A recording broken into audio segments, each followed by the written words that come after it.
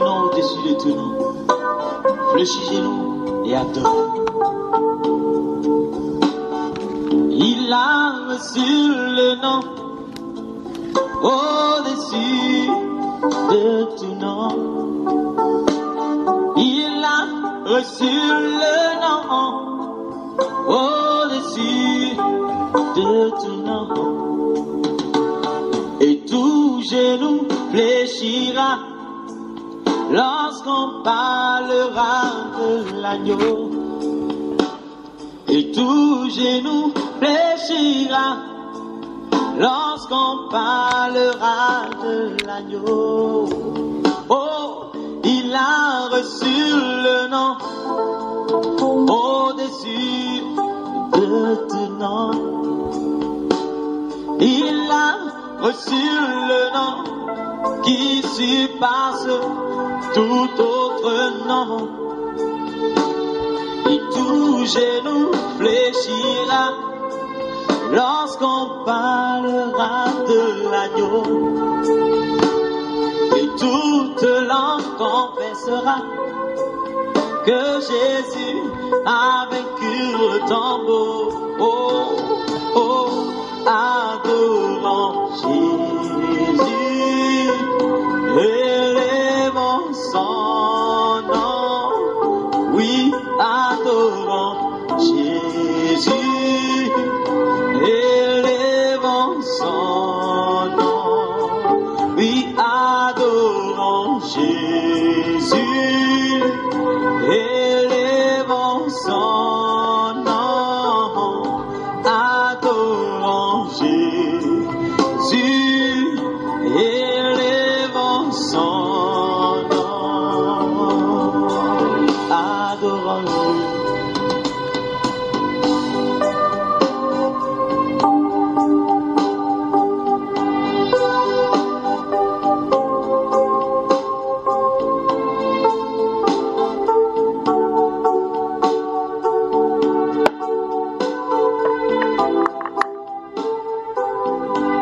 Dieu est bon, alléluia. Oui, Dieu est bon. Oui, Dieu est bon. Mon Dieu est bon. Oh, Dieu est bon, alléluia. Mon Dieu est bon. Oh, Dieu est bon. Oh, mon Dieu est bon. Il m'a sauvé. C'est lui qui m'a racheté. Oui, Dieu est bon. Mon Dieu est bon. Oh, mon Dieu est bon. Papa Yahvé est bon. Oh, Adonai, il est bon. Mon Dieu est bon. Oh, il m'a sauvé. Alléluia. De tout péché. Celui qui m'a racheté. Je chante qu'il est bon. Dieu est bon pour toi. Et il est bon pour moi. Je ne peux pas. Non. Je ne peux pas. Je ne peux pas.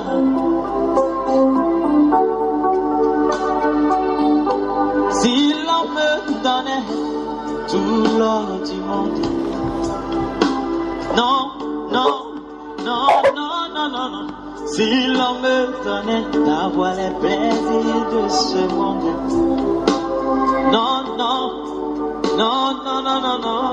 Si l'on te donnait d'avoir toutes les voitures de ce monde. Remue la tête, dis non, non, non, non, non. Si l'on te donnait d'avoir tous les hommes de ce monde. Secoue la tête, dis non, non, je ne veux pas. laisser Jésus. Je ne veux pas le laisser, je ne veux pas laisser Jésus. Je ne veux pas le laisser, je ne veux pas, je ne veux pas, non. Si l'on te donnait d'avoir toutes les richesses de ce monde, c'est pour la tête, dis non, non, non, non, non. Si l'on te donnait d'avoir les voitures de ce monde, cela ne conduit pas au ciel.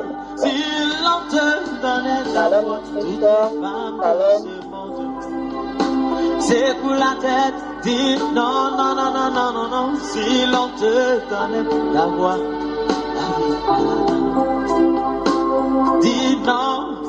Non, non, je ne veux pas laisser Jésus. Non, je ne veux pas le laisser. Je ne veux pas. Je ne veux pas. Je ne veux pas. Je ne veux pas. Je ne veux pas.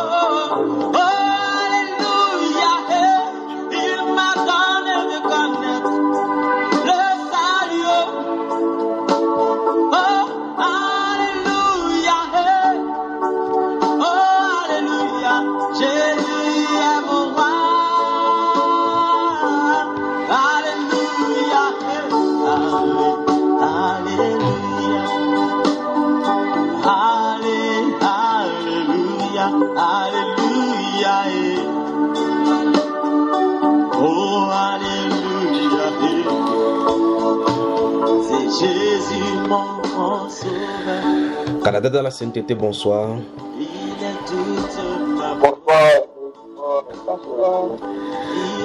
Que la grâce et la paix de notre Seigneur vous soient multipliées.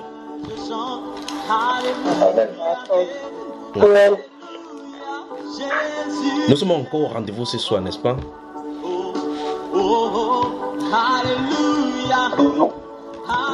Et j'espère que les gens n'ont pas confondu les jours. Le jour, j'espère que quelqu'un n'est pas d'attendre lundi à minuit.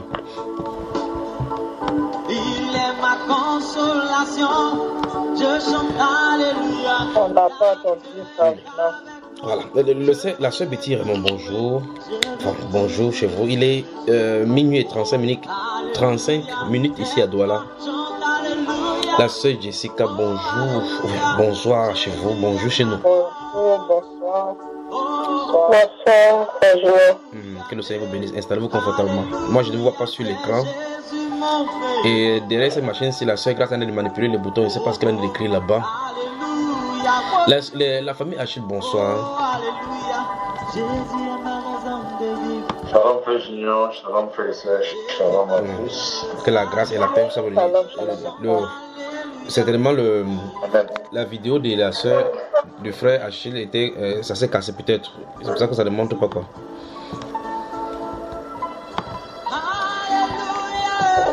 La sœur Monique, bonsoir. C'est bon maintenant, c'est bon. C'est bon. La sœur Monique, bonsoir. Bonsoir, shalom, shalom, ma soeur. La sœur DG, bonsoir et bienvenue. Bonsoir, Bonsoir, mes bien-aimées soeurs. Comment tu vas? Bonsoir, ma soeur.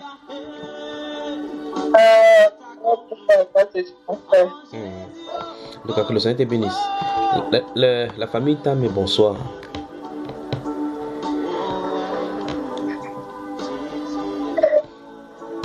La sœur Erna va bien?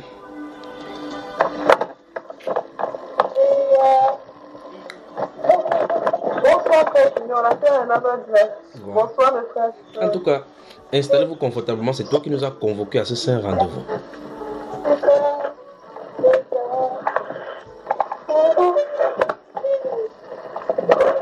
J'espère que les connexions sont stables de votre côté. Si vous nous trouvez, bon, je crois que j'ai fait le tour de la table. La sœur Hélène, oui, je crois que j'ai parlé de la sœur Hélène. La sœur Hélène pour de bonsoir.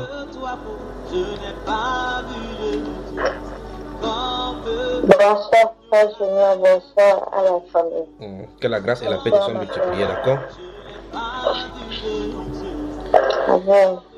Tous ceux de Maryland ne sont pas encore là. Je ne sais pas comment on va faire. Et on ne voudrait pas qu'on avance alors que quelqu'un n'est pas encore prêt. Mais on avait dit minuit, non? Chez nous ici.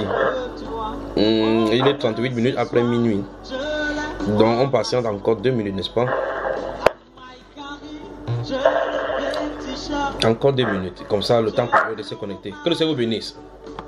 Je n'ai pas vu de Dieu comme toi. Nous sommes allés à Fouaké, à Korobo, même au Burkina.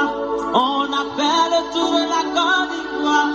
Jésus, je n'ai pas vu de Dieu comme toi. Un Dieu vertu dans la gloire. Oh, il n'y en a pas. Je n'ai pas vu de Dieu comme toi. Oh, je n'ai pas vu de Dieu. Je n'ai pas vu de Dieu comme toi. Je n'ai pas vu de Dieu comme toi. Oh, oh, oh. Seigneur, sois béni, Seigneur. Alléluia. Jésus de Nazareth, sois béni. Béni sois-tu, Seigneur.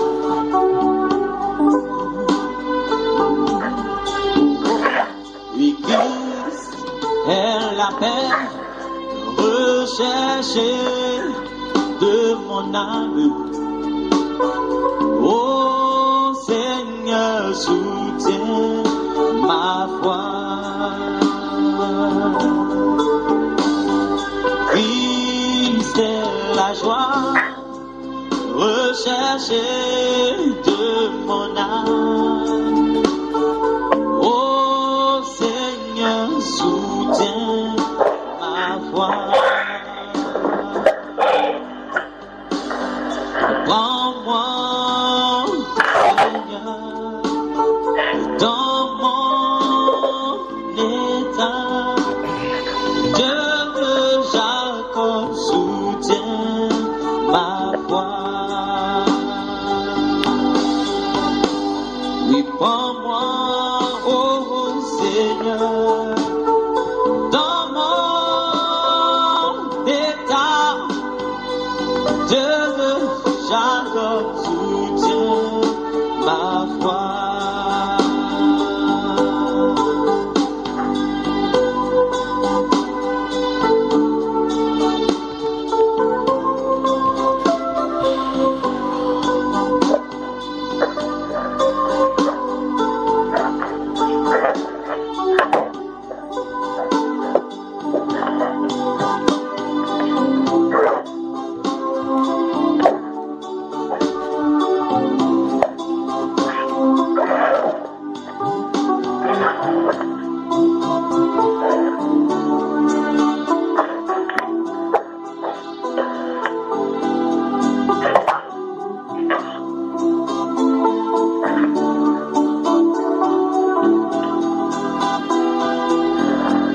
Il veille sur moi, Jésus sauveur, sur la croix, De jour, de nuit, qu'il pleuve, qu'il neige, il me conduit.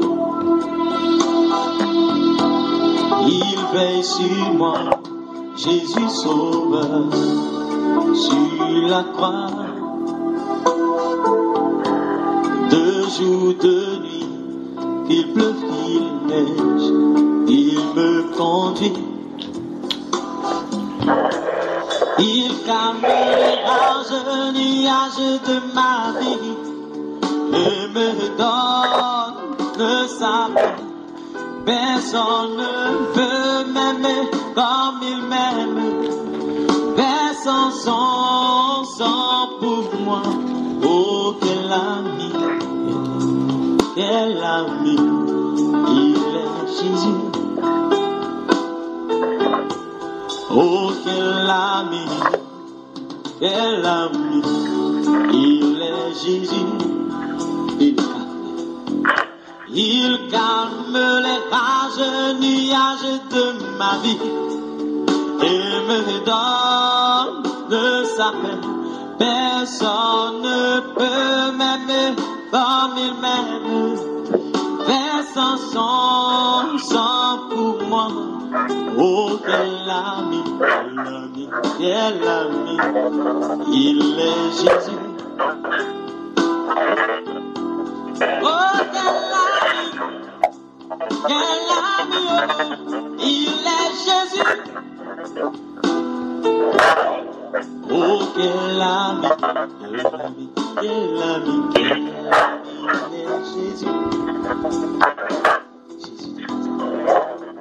Tu veux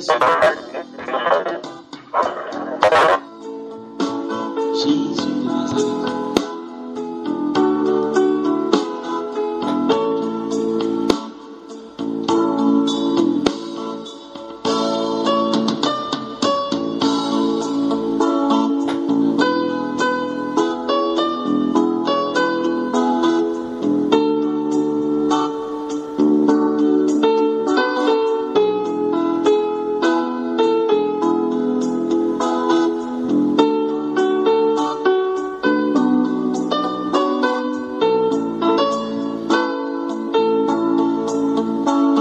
C'est toi qui guéris, c'est toi qui ressort, oh toi,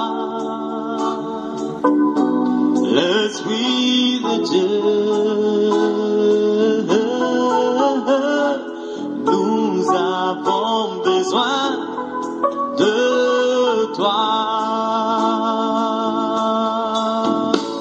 C'est toi qui sonde les cœurs, oh toi qui sonde l'air, c'est toi le Paraclet.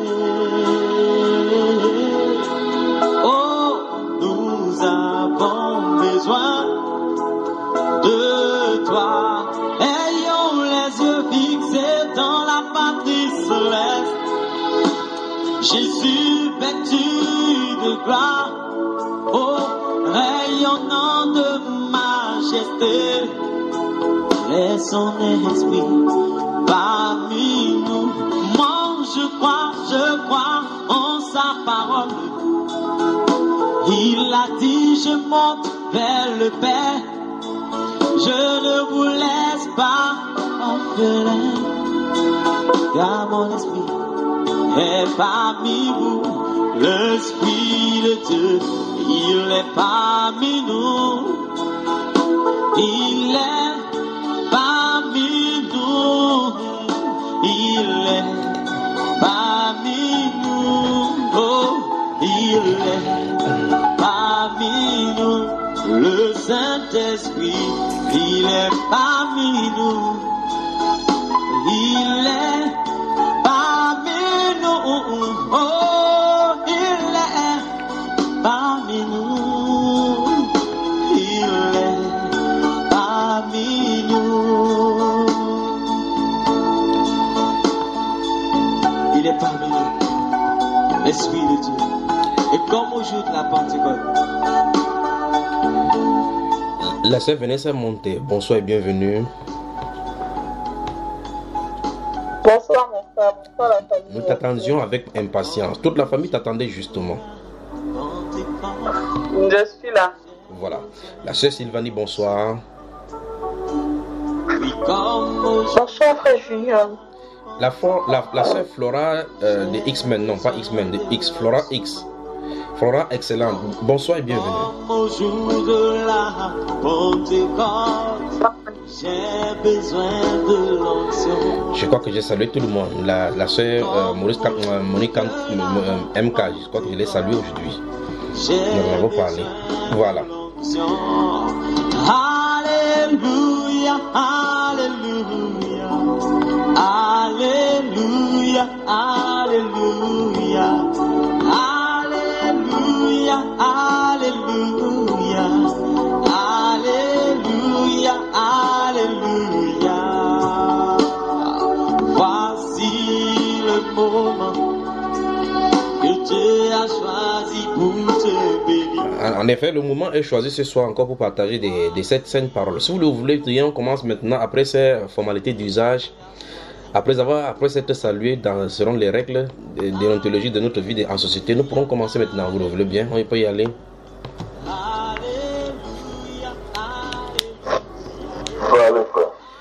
Voilà. Longtemps dans les Saintes Écritures où l'onction a toujours causé problème. Depuis la sortie d'Égypte du peuple de Dieu sous Moïse, puis relégué à l'autre prophète Josué, des ingrédients vont commencer à se glisser dans le peuple de Dieu où le péché d'Acan sera révélé dans le livre de Josué chapitre 7, où le monsieur va du côté de Babylone et prend le manteau de Chinia qui est le symbole même de l'onction étranger au milieu de l'église. Israël s'établira donc tant bien malgré au milieu d'Israël tel que Dieu l'avait prophétisé, et la sacrificature sera établie selon l'ordre d'Aaron tel que dit dans les Saintes Écritures.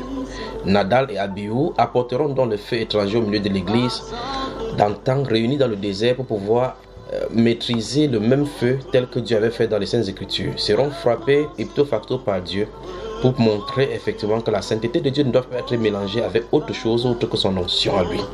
Dans la suite des temps, Christ Jésus, le Messie promis dans les Saintes Écritures, viendra avec la puissance du Saint-Esprit, octroiera cette puissance à ses disciples et au sortir de sa vie, manifestera sa puissance au travers de ses serviteurs.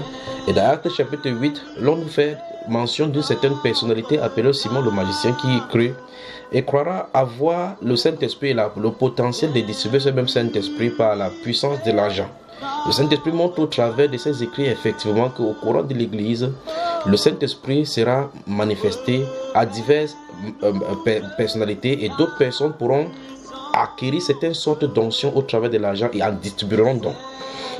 Mais dans les Saintes Écritures, donc, le Saint-Esprit va avertir l'Église au sujet des faux enseignements qui vont venir à la fin du temps, notamment à l'onction des miracles qui va attirer des foules nombreuses du côté de Satan.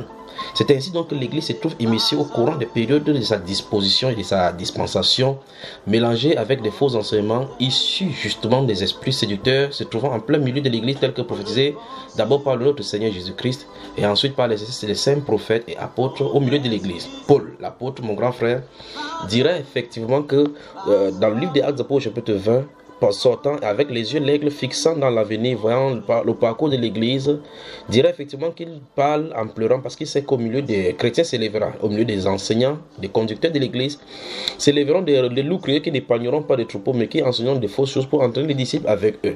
Paul, l'apôtre, toujours dans le livre de Philippiens au chapitre 3, dirait effectivement qu'il a toujours exhorté l'église à avoir la crainte de Dieu afin de pouvoir tenir contre ces gens-là. Et il parlait en pleurant avec les larmes aux yeux, sachant ce qu'il voyait et ce qui devait venir. C'est ainsi donc qu'au courant des siècles, Dieu va envoyer Toré et Toré, il va envoyer Charles Finney, Colomba, il va envoyer George Muller et autres George encore, Charles Spurgeon, il va envoyer Smith Wigglesworth pour rétablir les flammes dans l'église. Qu'est-ce qu'il va faire? Il va envoyer Joseph William Seymour au début de ce 19e siècle, envoyer William Marion Branham, Kim Clement et tous ces prédicateurs afin qu'ils maintiennent le feu et la flamme au milieu de l'église. Que l'église soit remplie toujours de cette flamme du Saint-Esprit, tel que programmé dans les Saintes Écritures, parce que l'église est le conducteur et le guide et le père de l'église, car il est dit que ce sera sera le consolateur. Donc, il va marcher en tant que père au milieu de l'église pour ne pas laisser les enfants dans l'orphelinat.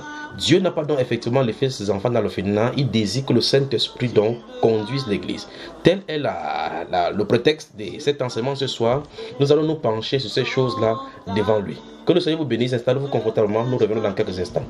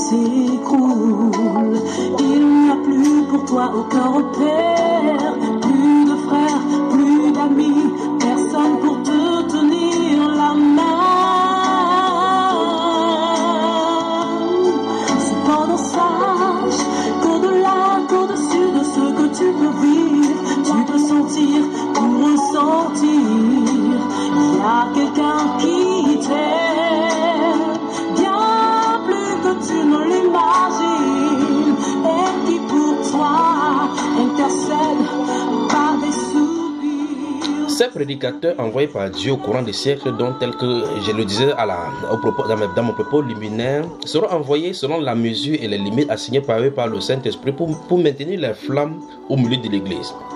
Mais que constatons-nous aujourd'hui? Des limites délimitées, les bonnes déplacées, alors que l'Écriture le disait qu'on ne devrait pas déplacer les bonnes anciens. Aujourd'hui, qu'est-ce qu'on constate au milieu chrétien? Les pasteurs sont raillés. S'ils ne sont pas les causeurs de troubles au milieu du corps de Christ, et ceux qui donnent des serpents, des carburants, des urines, l'essence même aux gens de boire afin d'être transformés comme le Seigneur a dû transformer l'eau en vin. Que des spectaculaires au milieu de l'église, des chrétiens qui mangent de l'herbe brute exactement comme des brebis, puisqu'on les appelle effectivement brebis au sens péjoratif du terme. Que des choses, des scandales enseignants. Au Canada, des pasteurs sont poursuivis pour blanchissement d'argent, pour détournement de fonds au milieu de l'église. Que des familles disloquées. Des pasteurs sont accusés de violences sexuelles, des viols sur mineurs, des dislocations de couples. C'est cette limite-là qui leur a été assignée aujourd'hui. Sont-ils des pasteurs de Dieu? Le Saint-Esprit les conduit-il à vivre dans le mal? Comment le contraste est clair entre ces prédicateurs aujourd'hui, les prédicateurs modernes, les prédicateurs du XXIe siècle, avec les prédicateurs dont dit les Saintes Écritures? Comment enfreignent-ils la parole de Dieu au-dessus de tous, au vu et au-dessus de tous? Et les gens ne se posent pas de questions. Pire, ils ont davantage de fidèles, parlent contre les Saintes Écritures, se moquent même de la sainteté et les gens les suivent. Que disent les Écritures à cause de cela? Nous allons y voir tout au long de ces enseignements. C'est de t'éveiller. Cependant sache qu'au-delà, qu'au-dessus de ce que tu peux vivre, tu peux sentir ou ressentir. Il y a quelqu'un qui t'aime bien plus que tu ne l'imagines, et qui pour toi intercède par des soupirs, et l'esprit là. L'esprit de Dieu est là. L'esprit de Dieu est là. L'esprit de Dieu est là.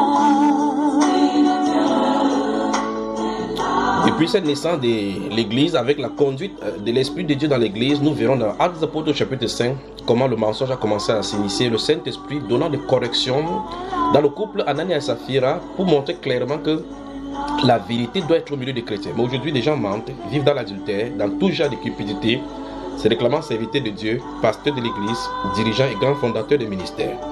Que dire lorsque les Saintes Écritures sont bafouées? Pourquoi les chrétiens aujourd'hui, malgré tant de prouesses, malgré tant de connaissances, des supports médiatiques sur lesquels dans tous les supports modernes se trouvent incrustés les Saintes Écritures, interprétées d'une certaine façon, malgré la connaissance des Grecs anciens et des langues anciennes, malgré ces langues-là ressuscitées par des prédicateurs modernes, pourquoi le Saint-Esprit ne se meurt pas? On se pose la question donc pourquoi malgré que cette église moderne se trouve en proie à la modernité et tentant de moderniser les choses des croyants, pourquoi le Saint-Esprit ne se meurt pas? Toutes ces questions seront répondues dans Canada dans la Sainteté ce soir. J'oublie mon existence, je réponds mon âme, tu essuies mes larmes.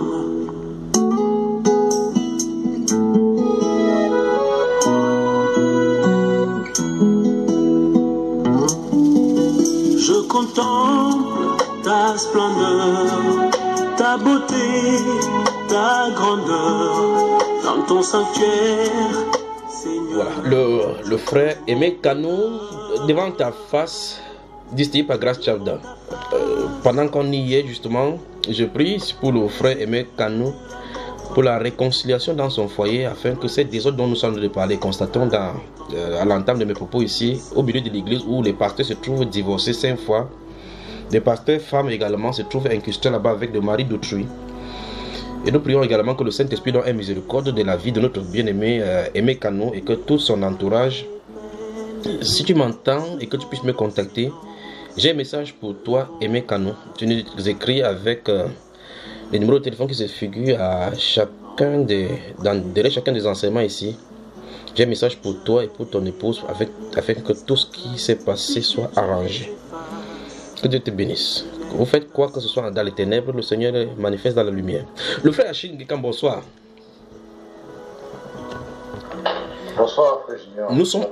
Nous sommes en plein maintenant dans ces grands enseignements et dans ces grandes questions dont notre sœur nous a posées dans l'autre partie de l'enseignement dont nous voyons hier en pleine nuit concernant Jean chapitre 4 verset 14. Est-ce que nous pouvons lire premièrement ce passage-là avant de commencer?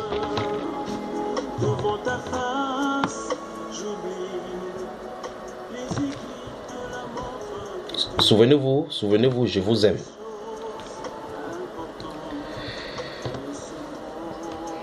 La sœur Jessica, est-ce que cette position que tu as prise là ne te donnera pas du sommeil directement au point où tu vas tomber dans le lit directement là?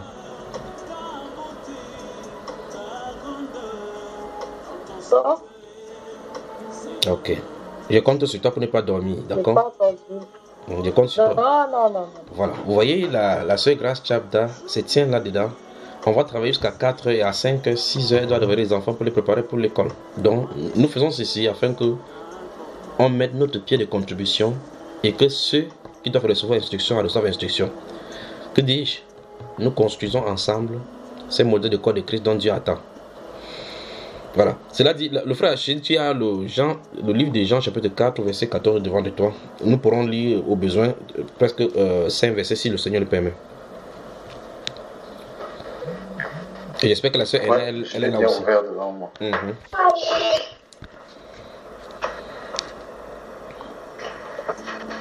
Jean 4, à partir du verset 14. Donc, je lis au nom de Jésus-Christ.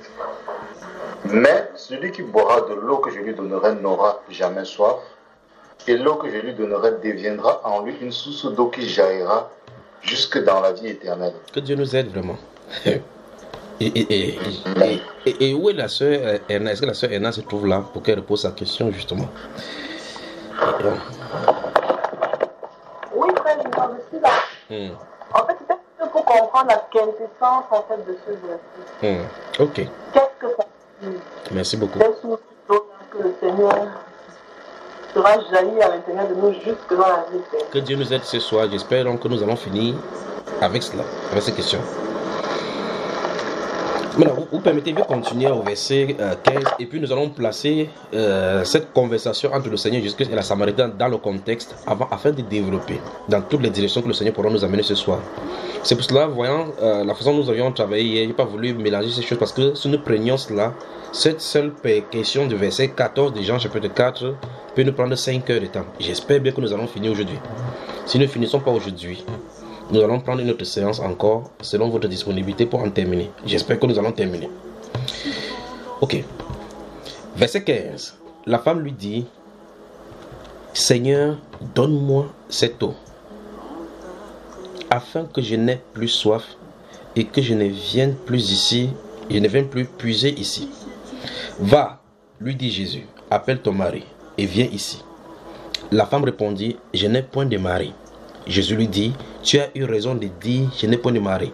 La sœur Esther, Diane, bonsoir et bienvenue. Installe-toi confortablement. Nous sommes en train de parler de... Tu peux ouvrir ta Bible dans le livre de Jean chapitre 4. D'accord, ça va. Jean chapitre 4. Bonsoir. Ok. Retourne-nous rapidement, Jean chapitre 4. À partir du verset 14, nous commençons là. Vous voyez, je suis en train de patienter. Je vais vraiment doucement pour que personne ne perde ici. Il ne faut pas que quelqu'un presse ici en cours.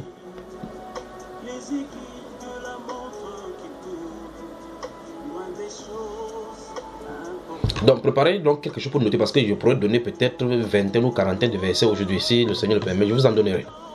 Et je pourrais donc balayer. S'il arrive que nous n'élisions pas un verset, je vais expliquer comme d'habitude ce qui s'y trouve et on va avancer. Quel passage. Vous savez, comme la sœur Enna l'a rencontré, il y a des passages que vous rencontrez dans la Bible où vous n'avez plus le désir de continuer tant que vous n'avez pas saisi cela. Qu'est-ce qui se passe? Le Saint-Esprit de remuer le couteau pour montrer quelque chose, pour présenter quelque chose, qu'il y a quelque chose ici à percevoir. La sœur Cyril, bonsoir et bienvenue. Bonsoir mon frère, bonsoir, shalom, shalom à mes frères. Installe-toi confortablement et ouvre Jean chapitre 4, c'est toi que nous attendions aussi. Puisse le Seigneur faire pleuvoir sur l'église véritablement. Puisse faire pleuvoir. Le temps que vous le trouvez, nous revenons dans quelques instants. Let it rain.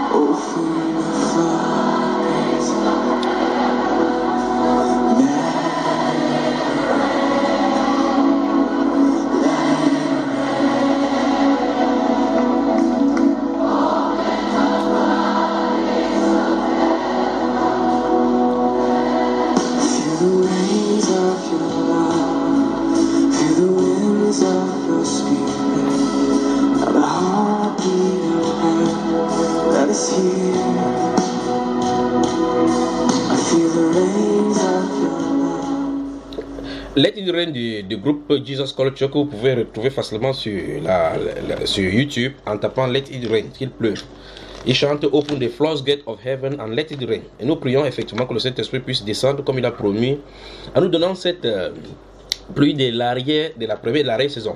La sœur Esther et la sœur Gladys, vous avez ouvert déjà le Jean chapitre 4.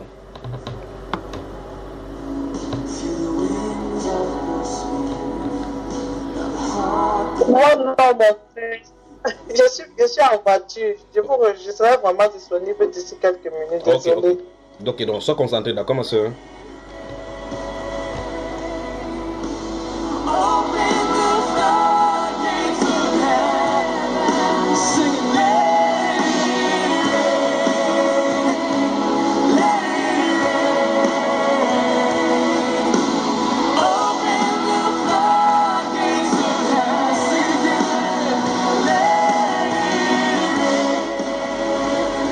Dans Jean chapitre 4, verset 14, il est dit, mais celui qui boira de cette eau, boira de l'eau que je lui donnerai, n'aura jamais soif. C'est terrible. Et l'eau que je lui donnerai deviendra en lui une source de vie. Une source d'eau qui jaillira jusque dans la vie éternelle. La femme lui dit, Seigneur, donne-moi cette eau afin que je n'ai plus soif et que je ne vienne plus puiser ici. Va, lui dit Jésus, appelle ton mari et viens ici. La femme répondit, je n'ai point de mari. Jésus lui dit, tu as eu raison de dire, je n'ai point de mari, car tu as eu 5 maris et celui que tu as maintenant n'est pas ton mari. En cela, tu as dit vrai. Seigneur, lui dit la femme, je vois que tu es prophète. Nos pères ont adoré sur cette montagne et vous dites, vous, que le lieu où il faut adorer est à Jérusalem. Femme, lui dit Jésus, crois-moi, l'heure vient où ce ne sera ni sur cette montagne, ni à Jérusalem, que vous adorez le Père. Vous adorez ce que vous ne connaissez pas. Nous adorons ce que nous connaissons, car le salut vient des Juifs. Mais l'heure vient, et elle est déjà venue, où les vrais adorateurs adoreront le Père en esprit et en vérité. Car ce sont là les adorateurs que le Père demande. Dieu est esprit. Et il faut que ceux qui l'adorent en esprit et en vérité. La femme lui dit, je sais que le Messie doit venir, celui qu'on appelle Christ. Quand il sera venu, il nous annoncera toutes ces choses. Jésus lui dit, je le suis, moi qui te parle.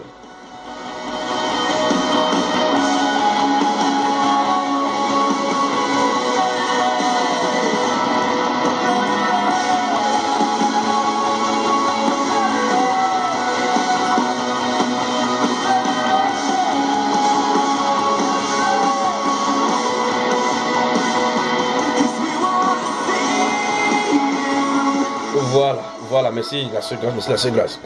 Dans ce livre de Jean au chapitre 4, la Bible nous montre l'intégration entre la femme samaritaine. Écoutez très attentivement, nous allons aller vraiment doucement. Et si je vais vraiment vite, vous me calmez pour que j'aille doucement.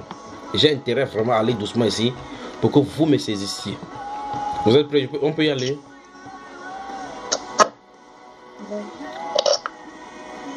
Madame Camille, bonsoir. Bonsoir. C'est comment tu vas? La sœur Enna a dit que nous avons besoin du Saint-Esprit.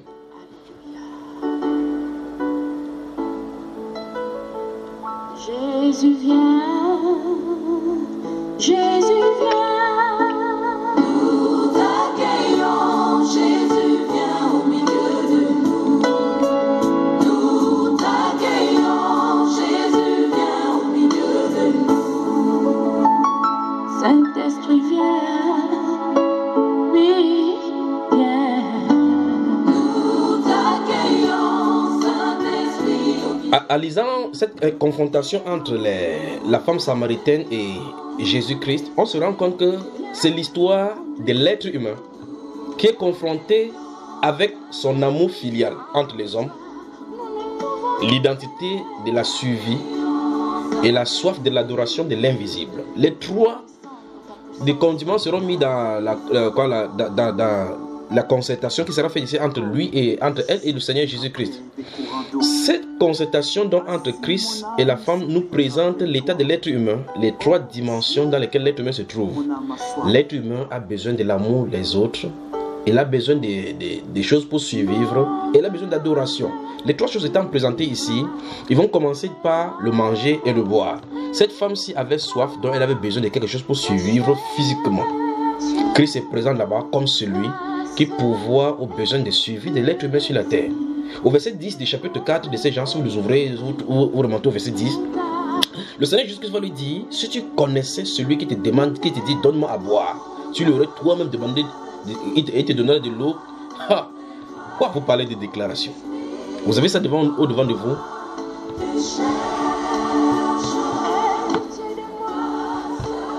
Oui, frère. Voilà, verset 10, qu'est-ce que ça dit mon frère? Le verset 10 de Jean 4 dit, Jésus lui répondit, si tu connaissais le don de Dieu et qui est celui qui te dit, donne-moi à boire, tu lui aurais toi-même demandé à boire et il t'aurait donné de l'eau vive. Ok. Donc, Jésus montre clairement là qu'il est celui-là qui pourvoit aux besoins vitaux de l'être humain. Parce que communément, les gens disent l'eau c'est la vie. Allô? C'est qui... Ton micro est fermé. C'est ouvert maintenant, n'est-ce pas? Même. Voilà. Ouais. À la lecture donc des Jean chapitre 4, la sœur Flore Karine, bonsoir et bienvenue. Bonsoir. J'essaie de tourner doucement là pour ne pas vite avancer parce que je ne voudrais pas que quelqu'un perde ici. Vous allez me faire dormir encore ici comme hier, vous m'avez fait dormir à 5 heures. Donc nous sommes dans le livre des Jean chapitre 4, ma chère sœur, ouvre Jean chapitre 4. Il faut qu'on commence par là. Cette fois-ci, si quelqu'un vient par la suite, la personne aura voulu d'être en retard. Alors donc, Jean chapitre 4, la confrontation entre le Seigneur Jésus-Christ avec la femme samaritaine. J'ai dit donc que dans ce Jean chapitre 4 déjà, avant de toucher de plus profond, le verset 14 dont notre problématique est ressortie aujourd'hui. Enfin, nous allons y aller, nous allons dégager les différentes problématiques qui s'y trouvent. À l'intérieur de ces Jean chapitre 4 se trouve une confrontation pour la survie de l'homme. La relation entre l'homme et son semblable, donc l'amour entre une femme et un homme, c'est-à-dire que l'amour charnel, le besoin de manger, et puis le besoin de l'adoration. Voilà les trois thèmes qui seront poussés là-bas. Dans tous ces trois thèmes, le Seigneur Jésus-Christ montre qu'il est Seigneur. Cette femme-ci a quitté sa maison parce qu'elle avait soif. Elle est allée au puits parce qu'elle espérait y avoir de l'eau. Or, le puits était profond comme son témoignage elle-même le dit au Seigneur. Elle est partie pour boire de l'eau afin de ne pas mourir de soif. Christ Jésus se présente devant lui comme celui qui donne même de ces choses-là pour que quelqu'un n'ait plus jamais soif. Donc, le Seigneur Jésus montre par ici que celui qui pourvoit à nos besoins quotidiens pour prendre soin. Enfin, n'avait-il pas dit dans les Saintes Écritures, dans le livre des Psaumes, chapitre 25, et dans plein de passages dans le livre des Psaumes, heureux ceux qui se confient à l'Éternel. Ils trouvent dans leur cœur des chemins tout tracés. Et la Bible déclare qu'ils ne seront point confus. Dans le Psaume, chapitre 34, versets 7 et 8, la Bible déclare que les lionceaux éprouvent la disette et la faim, mais ceux qui craignent l'Éternel ne sont privés d'aucun bien. Donc le Seigneur se présente dans les Saintes Écritures comme celui dont là qui pourvoit à nos besoins quotidiens. On continue. À une autre dimension dont le Seigneur Jésus va lui poser la question, il y aura la question, la problématique même maintenant de la relation. Jésus dit, va, appelle ton mari. Le Seigneur montre clairement que la dimension humaine, la relation entre les hommes, même s'il y a n'importe quel conflit, il est celui qui résout le conflit. Qu'est-ce qui se passe? Cette femme se trouve être conflictuelle dans ses relations avec les hommes. Jésus lui dit, en fait, tu as eu raison de dire, tu n'as point de mari parce que celui avec tu as eu 5 maris et celui avec qui tu es n'est pas ton mari. Donc cette femme-ci, dans les relations humaines, elle avait des problèmes. Les sociologues la taxeraient maintenant peut-être des amourologues parce qu'elle n'avait pas le problème, elle n'avait pas le véritable amour. Elle passait d'un homme à un autre. Dans un autre ciel, on va la taxer des prostituées. Mais qu'est-ce que son cœur cherchait? Son cœur cherchait la stabilité dans l'amour. Ici, Christ Jésus se trouve comme étant présent, comme l'homme qui pourvoit et rend les cœurs simples dans l'amour, en aimant tel qu'on est. C'est ce qu'une femme cherche, qu'un homme l'aime comme tel. N'est-ce pas, mon frère Achille? En tout cas, j'aurais dû poser cette question aux femmes. Je souhaite qu'avant mon mari, oui, c'est aux femmes qui doivent poser ces questions. Si ils posent là, elles vont nous sortir tous les 4 ici dans le mur. Ils posent à un homme, on continue, n'est-ce pas, frère? En tout cas, je viens avec les hommes. Je viens avec les hommes. Les recommandations que le Seigneur recevoir du Seigneur pour les hommes, on va travailler là-bas. Vous pensez que les hommes n'ont pas de problème? On a des problèmes plus que les femmes. On arrive. Alors, le Seigneur Jésus présente maintenant le cœur de cette femme, c'est comme étant la source des problèmes. Souvenez-vous de cela. Le Seigneur Jésus présente son cœur comme étant la source du problème. Dans son cœur, il se trouve donc étant dubitatif. Elle ne sait pas quel style de mari choisir. Quand une personne vient, on parle que ta joue, quand tu souris, ta joue est perçante. Elle dit que merci, et puis pam, elle tombe dans le piège. Plus tard, elle se rend compte que c'est son sourire, que celui-là ne cherchait pas sa personnalité. Et finalement, elle est avec 5 personnes. Étant avec le 5e, son cœur lui disait que ce n'est pas son mari, puisque elle a avoué devant le Seigneur effectivement que tu as dit vrai. Maintenant, alors ce qui se passe maintenant ici, c'est ils vont quitter cette dimension. Après avoir quitté la dimension matérielle, ils vont passer à la dimension de l'amour entre l'homme et la femme. Ils vont toucher en dernier lieu la dimension de l'adoration. Cette femme-ci a amené Jésus dans cette dimension-là. Ils vont commencer à parler des lieux d'adoration que Dieu a pourvus. Et quand nous lisons les Saintes Écritures, Deutéronome, Exode et Nombre principalement, on voit clairement que le lieu où Dieu a pourvu pour adorer, c'était à Jérusalem. Donc c'est le seul lieu d'adoration. Maintenant voici Jérusalem personnifiée qui se trouvait face à face avec ces femmes-là. Elle avait effectivement besoin d'adorer Dieu. Jésus-Christ est présent.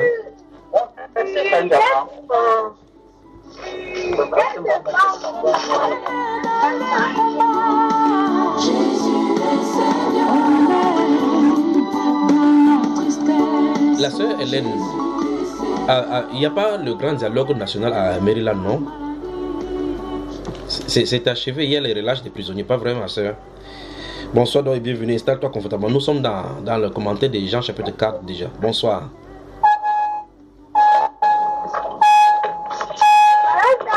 Ouais, ça c'est la maternelle.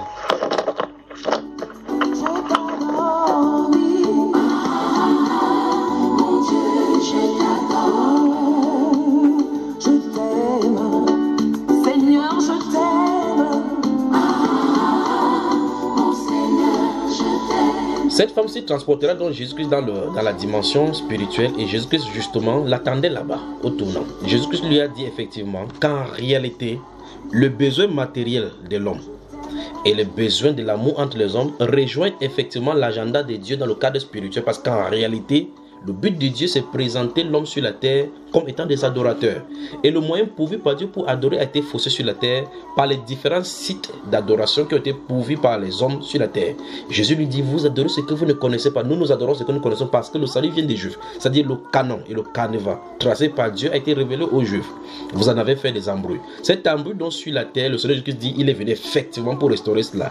Le Messie. Il est révélé ici que quand le Messie viendra, c'est lui qui dira toutes ces choses. Jésus donne donc la première grande notion de cette relation entre l'homme et Dieu. Il dit effectivement Dieu est esprit et il rappelle normalement ce qu'il devrait savoir, et il faut que ceux qui l'adorent en esprit et en vérité. C'est ça les adorateurs dont Dieu recherche. Comment donc l'adorer en esprit et en vérité si on n'a pas son esprit? Parce que Dieu étant esprit, on doit l'adorer justement en esprit. Et pour l'adorer en esprit, il faut qu'il donne son esprit. D'où la problématique donc de Jean chapitre 4 verset 14. Jésus dit, une fois de plus, je le cite, mais celui qui boira de cette eau, l'eau qu'il est censé donner. Donc ça veut dire que cette eau n'était pas encore. Celui qui boira de cette eau n'aura plus soif. Et celui donc là qui va boire cette eau, dit-il, cette eau là deviendra, jaillira dans ses entrailles jusque dans l'éternité. Jusque dans la vie éternelle donc. Jean chapitre 7, continuons là.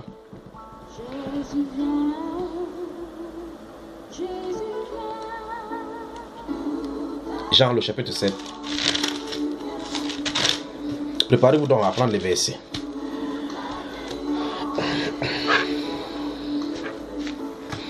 Les Canadiens, vous m'avez manqué.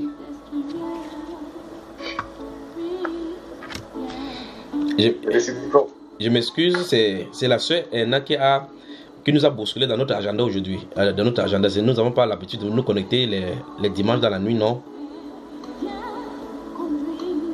Exact. Donc, je crois que, je ne sais pas, si vous trouvez que c'est long, vous me dites, on va couper pour que ceux qui vont travailler le matin, qui ne puissent pas avoir de problème de somnolence au volant et dans leur lieu de service. Comme ça, on va faire cela en découpant en partie.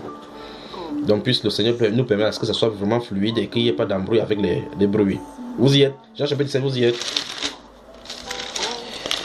On peut lire maintenant. Jean chapitre 17, lisons les versets 37 à 39.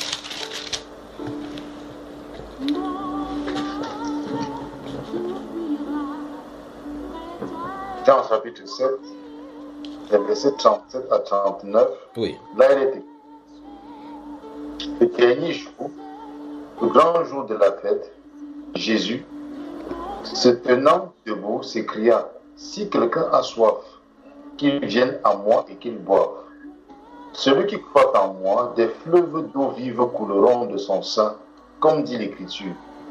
Il dit cela de l'Esprit qui devait recevoir ceux qui croyaient en lui, car l'Esprit n'était pas encore, parce que Jésus n'avait pas encore été glorifié. Petit à petit, donc, le Saint-Esprit a jeté, après avoir passé 3 versets plus tard, il nous donne, en jetant le pavé dans la mare, en nous expliquant donc de quoi il est question avec l'eau.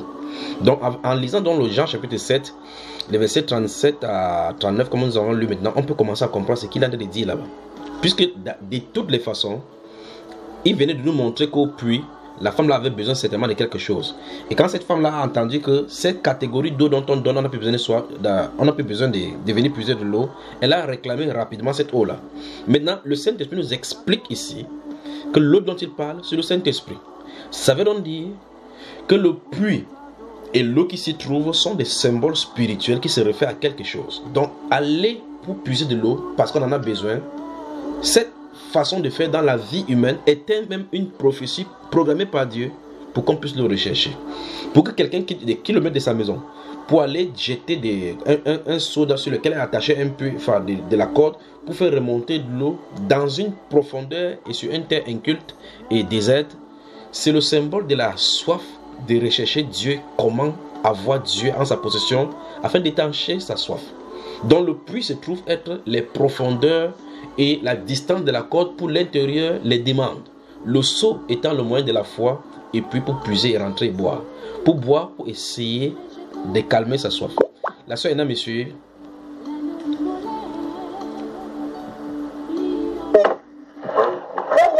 je te suis. Voilà. Donc, Jean chapitre 7 nous dit clairement que l'eau vive, c'est le Saint-Esprit. Mais l'eau vive découle d'une source. Il faut qu'on sache effectivement, parce que Jésus dit, dans Jean chapitre 4, là, il dit que cette eau-là, il dit, mais celui qui boira de l'eau que je lui donnerai n'aura jamais soif, et l'eau que je lui donnerai deviendra en lui une source d'eau qui jaillira jusqu'à la vie éternelle. En lisant les Saintes Écritures, comme on va parcourir, j'espère bien, j'essaie de freiner vraiment parce que c'est beaucoup de passages. Première chose, il faut qu'on regarde c'est quoi la source d'eau, parce que Jésus dit ici que ça deviendra la source d'eau. Je crois qu'en lisant 2 ou 3 versets, on pourra donc définir cela et synthétiser avec le cadre dans lequel le Seigneur Jésus a parlé. Donc nous comprenons déjà qu'il s'agit du Saint-Esprit. Que Jésus a de dire grosso modo à cette femme-ci qu'en réalité la soif que tu as là, tu as soif de la vie éternelle. Et cette vie éternelle là, c'est moi qui la donne. Pour que je puisse donner. Si tu as la vie éternelle au travers de toi, à l'intérieur de toi, si le Saint-Esprit habite dans ton cœur, cette soif-là sera éteinte. Or, Jésus a de vouloir lui expliquer que la soif que tu as pour boire de l'eau, ça ne veut pas dire que lorsqu'on est baptisé dans le Saint-Esprit, on ne boit plus l'eau. Que non. Le Seigneur est en train de dire que la soif que tu as pour venir puiser l'eau ici, c'est comme ça que Dieu attend que l'être humain ait soif pour venir puiser chez lui. Et cette autre eau est plus importante que l'eau que tu viens puiser ici. Donc l'eau qui était le symbole du Saint-Esprit et la soif, quand nous avons soif pour boire l'eau, vous voyez cela? Vous voyez? Notez Éphésiens chapitre 5, verset 18. Waouh!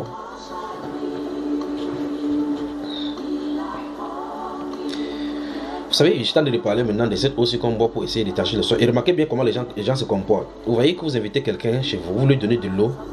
Il dit, vous monsieur, tu me donnes l'eau. Il dit, j'ai soif. Vous lui achetez de l'eau. Il dit, non, il ne veut pas l'eau. Il veut une bière ou bien le whisky. Or, le whisky ne peut pas étancher la soif. La seule chose qui puisse étancher la soif, c'est de l'eau. Ça veut dire que cette personne-ci a été biaisée dans son entendement, est corrompue dans ses goûts et son âme désire des choses qui sont faussées. On va y toucher. J'espère qu'on va finir cet enseignement-ci. Si on ne finit pas, on renverra la prochaine fois. Bien sûr, vous voulez. Demain, la sœur Suzanne Kana, bonsoir et bienvenue. Bonsoir mon frère, bonsoir mes frères, Canada dans la sainteté. Oui, que me soit donc permis de dévoiler devant ta sainte présence ici au milieu des saints que la sœur Ena a posé la question concernant de l'eau de Jean chapitre 4 verset 14 et donc j'ai l'amabilité de t'annoncer que nous sommes de devoir, l'eau est disponible. D'accord? Amen. Donc voilà le thème, l'eau est disponible. Voilà. Alors maintenant je t'ai dit que lorsque les gens ont soif, vous remarquez que vous invitez quelqu'un, la personne dit j'ai soif, vous lui achetez la bière et les gens sont conviviaux dans le monde lorsque vous achetez la bière. Mais pourtant en réalité cette chose c'est pour les détruire. Le verset dont je vous ai donné dans Jean chapitre 5, enfin dans Éphésiens chapitre 5 dit clairement que ne vous enivrez pas du vin, c'est de la débauche. Donc vous voyez que le vin qu'on boit est le symbole et le dérèglement même du sens contraire que ce que l'esprit devait faire. Or, vous voyez que pour que quelqu'un boive de vin pour saouler, pour qu'il y ait les effets, ça suppose que le contraire, quand le Saint-Esprit vient au milieu, en prenant les choses matérielles, donc on prend ici le vin, ici on prend l'eau. Quand vous avez soif, vous prenez de l'eau pour étancher la soif. Le vin n'étanchera jamais la soif. Même si vous buvez toute la viticulture, vous buvez tout, ça n'étanchera jamais la soif. Quand vous aurez fini de terminer à boire tout ce que vous allez boire, vous allez maintenant prendre l'eau pour étancher la soif. Donc, le Seigneur a fait l'état enseigner que l'organisme a besoin pour étancher la soif seulement l'eau. Même si vous faites n'importe quoi, vous buvez n'importe quoi, vous allez boire l'eau pour étancher la soif. Ça veut dire que c'est un domaine particulier du symbole du Saint-Esprit. Comme quoi, dans le cœur de l'homme, la soif, toute soif que l'homme fait, quand votre âme est desséchée, comme on va voir dans les Saintes Écritures, les prophètes criés dans le livre des psaumes là, nous allons voir effectivement, depuis le psaume 42 et autres là, nous verrons effectivement que en réalité, quand l'âme réclame l'habitation du Saint-Esprit en lui, vous ne pouvez plus être tranquille, rien ne vous dit plus rien jusqu'à ce que le monde suive pour vous. À cet instant-là, le monde commence à mourir pour vous. Vous comprenez effectivement que tout vous dégoûte. Or, pourquoi tout dégoûte? Parce que jusqu'à ce que l'homme, j'espère que vous m'entendez là maintenant, vous m'entendez, n'est-ce pas mes chers? Très bien, très bien. Voilà.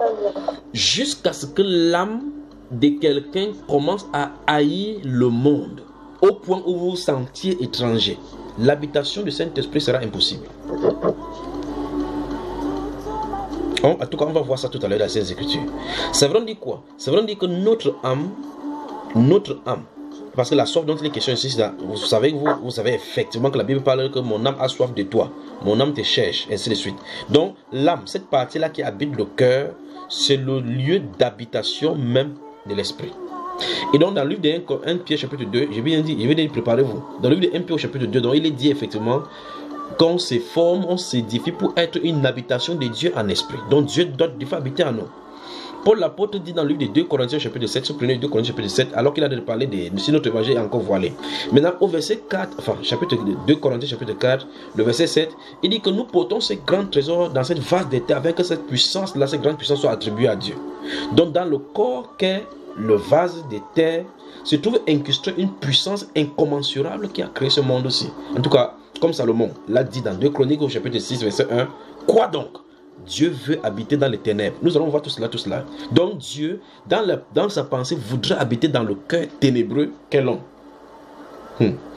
Donc, quand Salomon a construit le temple, j'ai dit ça va dans tous les sens, là, je ferai de me contrôler vraiment. Quand Salomon a construit le temple, si vous lisez 2 Chroniques au chapitre 4, à partir du chapitre 4, vous arrivez au chapitre 6, vous allez remarquer que le Saint-Esprit vient sur lui, et puis constate qu'en réalité, c'est une prophétie qu'il a dit de vouloir faire. Il a dit de bâtir un temple, dans lequel on doit faire un office pour un Dieu qui est esprit. Et il se pose la question, mais il y a quelque chose qui ne va pas. Il dit quoi? Dieu veut habiter dans les ténèbres. Il va dire, le mot c'est obscurité. Et remarquez donc comment l'apôtre Paul le place. Ah bon Dieu. Dans cette 2 Corinthiens au chapitre 4, dont je citais tout à l'heure, là, c'était le verset 7, vous remarquez que si vous prenez le verset 3, 4, 5, l'apôtre Paul dit, car Dieu qui a dit que la lumière soit, a fait briller la lumière de Christ dans notre cœur. Ça veut dire que pour que la lumière vienne briller dans le cœur, le cœur est dans l'obscurité, il faut que la lumière de Christ soit brille dans notre cœur pour chasser les ténèbres. Donc Dieu veut habiter dans les ténèbres, le cœur de l'homme, le siège des ténèbres, et ce qui amène tout l'embrouille sur la terre. Donc Salomon donc construit le temple et se rend compte qu'en réalité, le temple qu'il en a de construire, c'est une prophétie. En tout cas, tout cela, eux, ils manifestaient des choses futuristes. La Bible déclare donc maintenant dans 1 Corinthiens chapitre 3, les versets 16-17, ne savez-vous pas que vous êtes le temple de Dieu et que l'Esprit de Dieu habite en vous? Votre corps est le temple du Saint-Esprit. Donc, comme Salomon bâtissait le temple physique afin que l'Esprit de Dieu habite au travers du tabernacle tel qu'il était désigné là-bas avec les chérubins, il y a le chérubin pour l'appropriation, Salomon venait de comprendre qu'en réalité, la volonté de Dieu s'habitait dans le cœur de l'homme. Donc Dieu veut habiter dans le cœur de l'homme. Il veut marcher avec l'homme. En tout cas, depuis la Genèse, c'est ce qu'il a prophétisé au travers de la relation entre Abraham, Adam et lui. Il a cherché l'homme pour pouvoir manifester une communion avec lui. C'est pourquoi il a mis les chérubins jusqu'à ce que la réconciliation ait été faite pour qu'on puisse venir manger de la vie éternelle, de l'arbre qui donne la vie éternelle. Étant fait donc consommé sous Christ, nous avons maintenant la réconciliation avec lui comme Dieu le dit. Et donc le cœur désire donc être en parfaite communion avec Dieu. L'eau est donc disponible depuis que Christ allait à la croix. En effet, lorsque nous lisons ces Jean chapitre 7, nous voyons clairement que le Saint-Esprit explique au verset 39 qu'il dit cela de l'Esprit que devaient recevoir ceux qui croyaient en lui, parce que l'Esprit n'était pas encore. Pas que l'Esprit n'existait pas encore. Ça veut dire que ce n'était pas la dispensation où l'Esprit devrait habiter dans le cœur humain. Il fallait qu'un sacrifice soit fait, il fallait que les cœurs soient lavés. Notez Ézéchiel chapitre 36, ça commence là maintenant. Ézéchiel chapitre 36, nous allons y revenir tout à l'heure. Waouh! Que le Seigneur bénisse la sœur Anna. Je suis toujours béni pour tes questions. Commençons depuis le Maroc. Je suis vraiment béni. Il ne sait pas comment vous êtes, mais moi, je suis béni. Amen, amen, vous aussi. Voilà. Ézéchiel chapitre 30. Je crois que c'est moi, c'est bien aussi que moi, mais je note là. Je vais prendre le col là. Je crois que... Voilà. Notez Ézéchiel chapitre 36. Vous y êtes.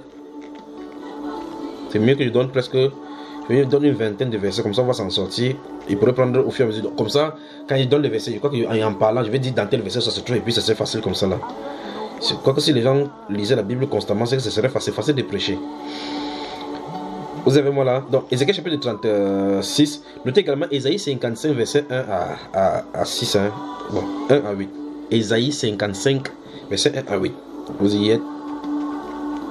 C'est grave ça. On y va. Dès que vous êtes prêts, vous me faites seulement comme ça, puis j'avance. Je crois que si une personne le fait, tous celles qui sont lentes, même comme j'étais lent sur les calculs mentaux là, d'autres vont écrire dans le forum, ils vont voir là-bas. Pour qu'on puisse avancer. Donc j'ai dit Ézéchiel chapitre 36, Ésaïe 55, verset 1 à 8. Notons également Deutéronome chapitre 29, verset 19. Deutéronome 29, 19. Dès que je vois apparaître sur le forum, je donne le prochain. Voilà. Matthieu chapitre 5, le verset 6. Donc je note en même temps cela. Comme ça, si un coup d'œil va, je pourrais savoir ce qu'il y est dit. On y va. On va encore prendre quel passage là. Notez Jérémie, les chapitres 17, verset 1 à 13.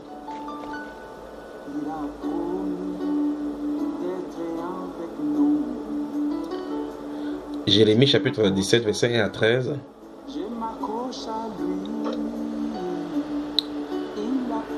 Voilà. Apocalypse chapitre 21, verset 6.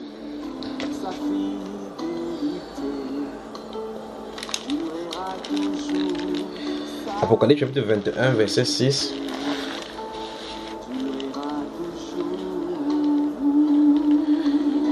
Apocalypse chapitre 22, verset 17.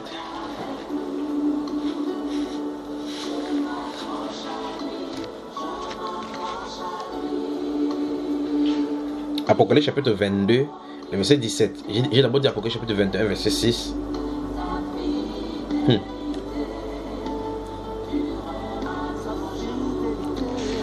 On va prendre quoi encore? Notez le psaume 42. Le psaume 42. Mais c'est le verset 1 à 3 qui vont nous aider là, dans ce psaume 42.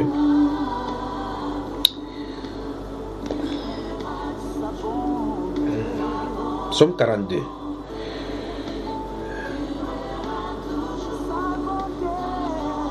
Vous faites un an, vous ne me voyez pas, personne ne me fait même signe pour me saluer. Et vous savez que vous me manquez.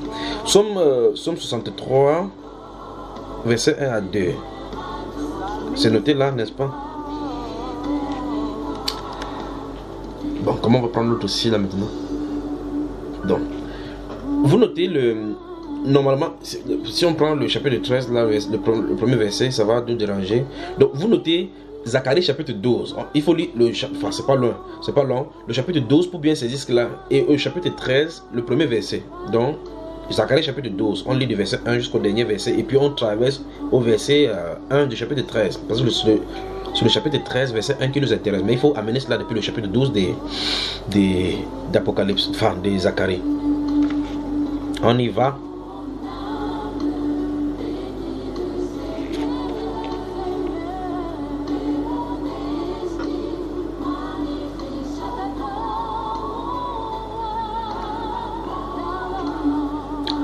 Le livre des Juges, chapitre 15, verset 14 à 20. Juges, chapitre 15, verset 14 à 20.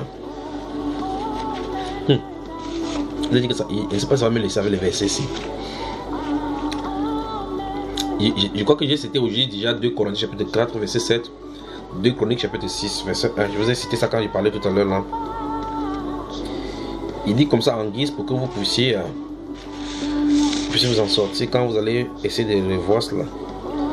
Ésaïe maintenant. Ésaïe, chapitre 21, verset 14 et suivant.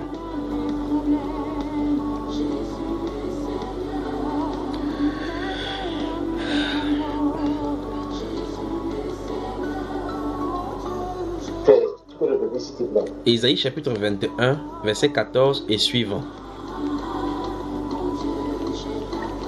Merci. Chapitre 12, verset 3. Enfin.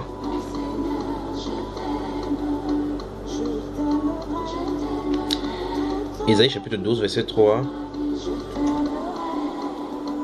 Chapitre 35, chapitre 35. Ésaïe chapitre 35. Remarquez que je n'ai pas donné les versets. Donc Ésaïe chapitre 35. Je note ici. Ésaïe chapitre 50 verset 10.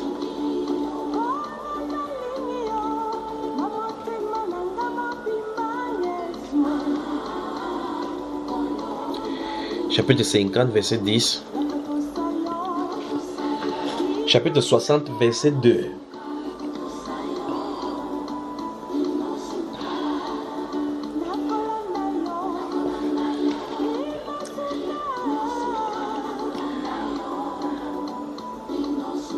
Ésaïe chapitre 29. Oui.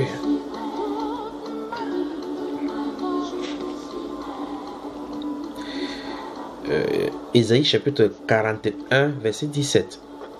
41, verset 17.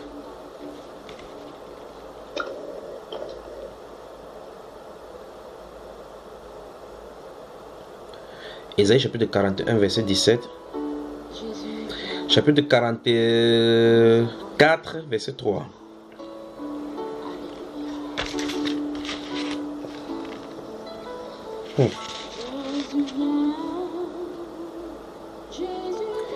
Ésaïe chapitre 44, verset 3, oui. Chapitre 48, verset 19 à 21.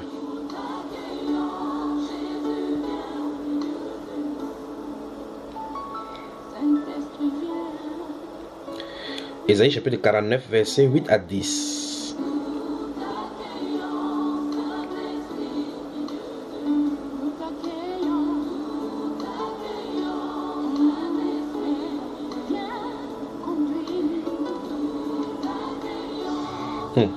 Quoi qu'à un moment donné, les versets m'ont laissé. Jérémie chapitre 5, verset 23 à 31.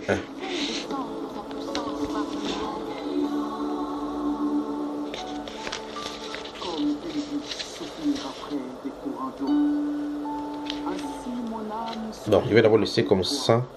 On va prendre, il y a encore une vingtaine qu'on pourra prendre tout à l'heure lorsqu'il va avancer dans une autre phase.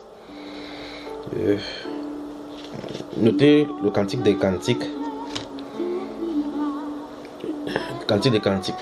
Chapitre 4, verset 12 à 15.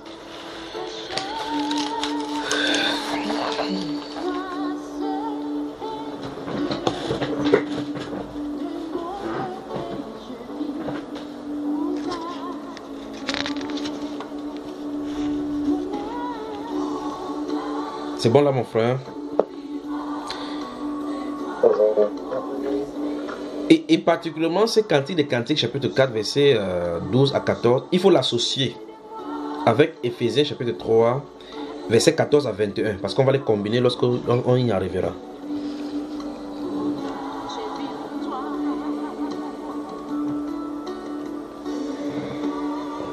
Éphésiens 3 verset 12 à 14.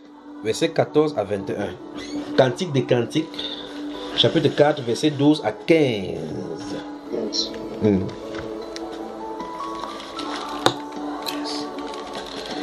Si vous êtes prêts, maintenant on peut y aller.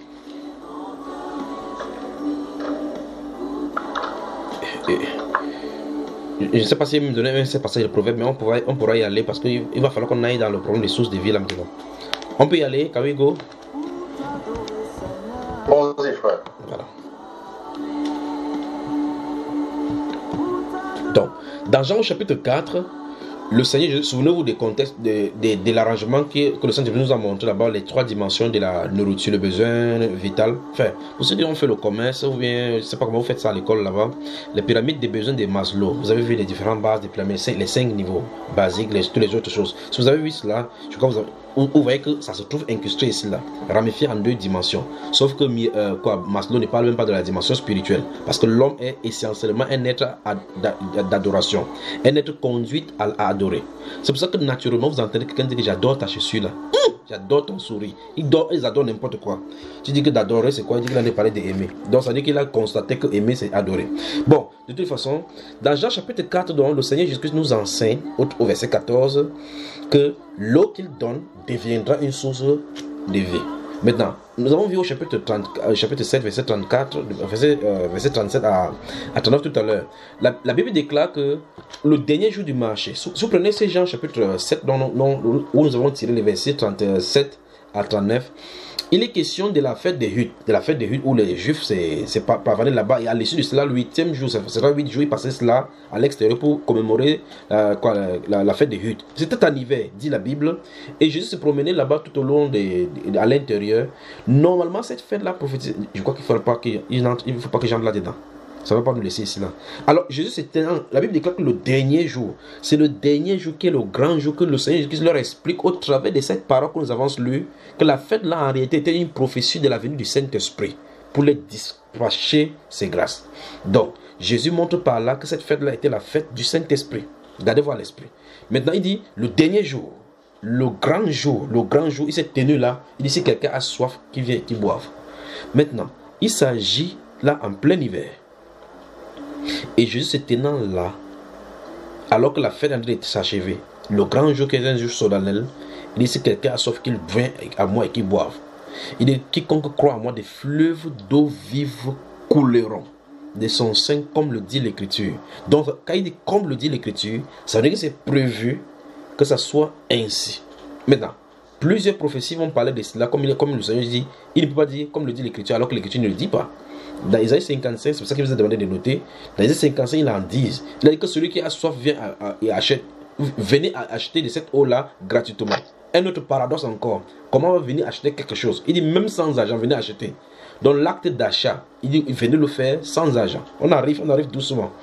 Alors le Seigneur Jésus dit dans Jean chapitre 7, donc, il dit si celui qui a soif, qui vient et qui boit, celui qui croit en moi, écoutez bien le mot là, celui qui croit en moi, les fleuves d'eau vive couleront de son sein, comme le dit les Écritures. Ça, c'est ce qu'il dit. Maintenant, le Saint-Esprit qui en est écrit au travers de Jean l'apôtre dit, il dit cela. Celui qui croit en moi, des fleuves d'eau vive couleront de son sein. Souvenez-vous, ce n'est pas le sein qu'on appelle le bobby. Ça veut dire que dans ses entrailles, dans son être, il dit dans son sein, comme le dit les Écritures. Et la Bible déclare qu'il dit cela de l'esprit que devaient recevoir ceux qui croient en lui. Le Saint-Esprit vient de mettre ici que c'est ceux qui croient au Seigneur Jésus-Christ qui reçoivent son esprit. Vous êtes d'accord avec moi? Comme vous ne soyez pas d'accord, c'est ce qu'il dit là au verset 39. Il dit cela de l'esprit que devraient recevoir ceux qui croiraient en lui. Et l'esprit qu'en réalité il dit cela parce que c'est de ce moment-là, parce que l'esprit n'était pas encore, parce que Jésus n'avait pas encore été glorifié. Parce qu'il faut qu'il meure, il ressuscite, il retourne dans l'état de l'esprit pour que son esprit vienne dans le cœur pour tabernacler comme il fallait faire.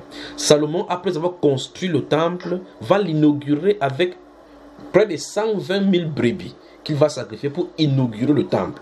Le sang a été versé pour inaugurer le temple afin que le tabernacle, que l'arche de l'alliance vienne être posée pour commencer à fonctionner. Christ a inauguré l'église qu'il bâtit avec son sang. Quand il a fini de sanctifier, donc maintenant le Saint-Esprit peut venir tabernacler à l'intérieur pour que effectivement ça soit donc Dieu avec les hommes, non seulement Dieu avec les hommes, mais Dieu dans les hommes. L'unisson, Dieu en unisson avec l'homme. Le désir donc de Dieu était d'accomplir afin que l'homme puisse marcher avec lui en totale communion, parfaite communion. L'homme, Dieu était à l'extérieur, l'homme était à l'extérieur. Dieu veut communier avec l'esprit de l'homme. Amen. Maintenant, quelque chose va se passer. Très souvent, regardez, ouvrons Jérémie maintenant que nous avons noté tout à l'heure. Jérémie chapitre 17. J'espère que les femmes ne sont pas fatiguées parce que chacun commence à arrêter sa joue comme ça. La soeur Monique veut dormir là-bas. La soeur MK veut dormir comme cela fait 9 mois quelque part. On avait enfermé quelque part. MK. Jérémie chapitre 17. Jérémie le chapitre 17. On va prendre la partie du verset 9. Le verset 9, verset 10, puis on saute, on va au verset. Je vous ai donné où j'avais le verset 17, je crois bien. Si vous avez noté, les sources d'eau vive couleront de son sein, comme le dit les Écritures. Les fleuves d'eau vive couleront. Si tu viens à moi, tu donneras jamais sauf. Jérémie chapitre 17. Oui. Tu y es, mon frère? J'y suis. Voilà. Prenons le verset 9 et 10, je n'y suis pas encore, le verset 9 et 10, parce que normalement je vous ai donné le verset 17. Je veux qu'on lise le verset 9 et 10, puis on va au verset 17. Allons-y. Jérémie chapitre 17, verset 9. Le cœur est tortueux par-dessus tout, et il est méchant. Qui peut le connaître? Moi, l'Éternel, j'éprouve le cœur, je sonde les reins, pour rendre à chacun selon ses voies, selon le fruit de ses œuvres. Verset 17. Ne sois pas pour moi un sujet d'effroi, toi, mon refuge au jour du malheur. Oui. Maintenant, remontons maintenant verset 13. Verset 13. Toi, qui es l'espérance d'Israël, ô Éternel, tous ceux qui t'abandonnent sont confondus. Ceux qui se détournent de moi seront inscrits sur la terre. car ils abandonnent la source d'eau vive, l'Éternel. Voilà. Donc ici, Dieu s'est défini lui-même comme étant la source d'eau vive. Dans le chapitre 5, je crois que je vous ai donné aussi le chapitre 5 de Jérémie ici aujourd'hui. Comme puisque nous sommes dans Jérémie, lisons dans le 3 passage de Jérémie que je vous ai donné. Je vous ai donné le chapitre 2, chapitre 5. Vous allez voir effectivement que, en réalité, vous savez pourquoi je vous ai dit, j'ai dit, j'espère que je vais m'en sortir avec le passage, Seigneur, aide-moi. Je vous ai demandé de commencer au verset 9 parce que le verset 9 parle du problème de cœur et du fait que c'est méchant et tortueux par-dessus tout. Et Jésus dit, le Seigneur dit ici là qu'il sonde ce cœur là. Quand il sonde le cœur pour rendre à chacun selon son œuvre. Parce que ça veut dire que le cœur contrôle le courant de la vie de l'homme. Le Saint-Esprit dit dans les Écritures que le cœur de l'homme est un puits profond. L'homme sage sait y puiser. Ok, voilà. Maintenant, dans le cœur, se trouve étant le nerf du problème. Souvenez-vous, je vous ai dit effectivement tout à l'heure là qu'en réalité, lorsque l'âme de quelqu'un commence à avoir soif, il dit que c'est cette âme qui habite le cœur, donc l'âme du cœur. Maintenant, ici, il dit le cœur est tortué par-dessus tout et il est méchant. Qui peut le connaître? Or, Dieu connaît les pensées de l'homme, il connaît le cœur. La parole n'est même pas encore sortie de nos bouches, qu'il les connaît.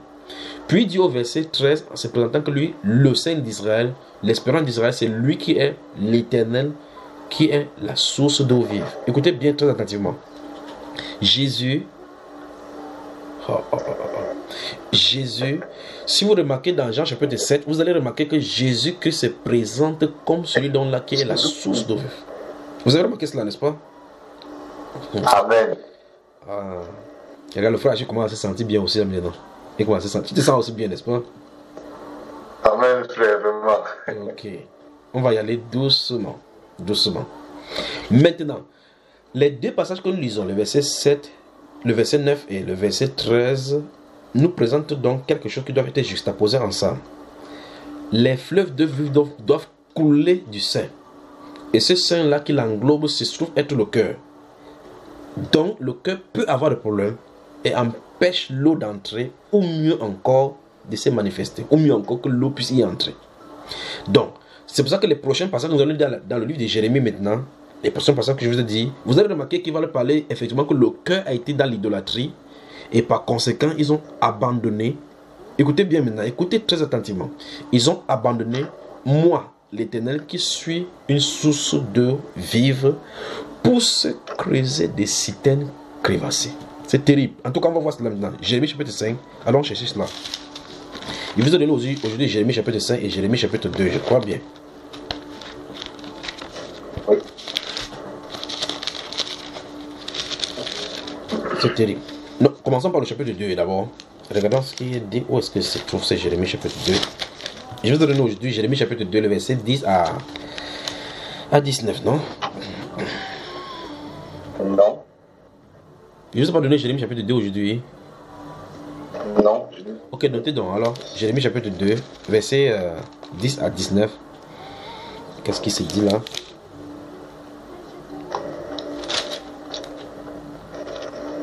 Donc, Jérémie 2, Oui. à partir du verset 10 au verset 19. Oui. Là, il est écrit: Passez aux îles de Kittim et regardez. Envoyez quelqu'un à Kédar, observez bien et regardez s'il n'y a rien de semblable. Y a-t-il une nation qui change ses dieux, quoiqu'il ne soit pas des dieux, et mon peuple a changé sa gloire contre ce qui n'est d'aucun secours. Cieux, soyez étonnés de cela.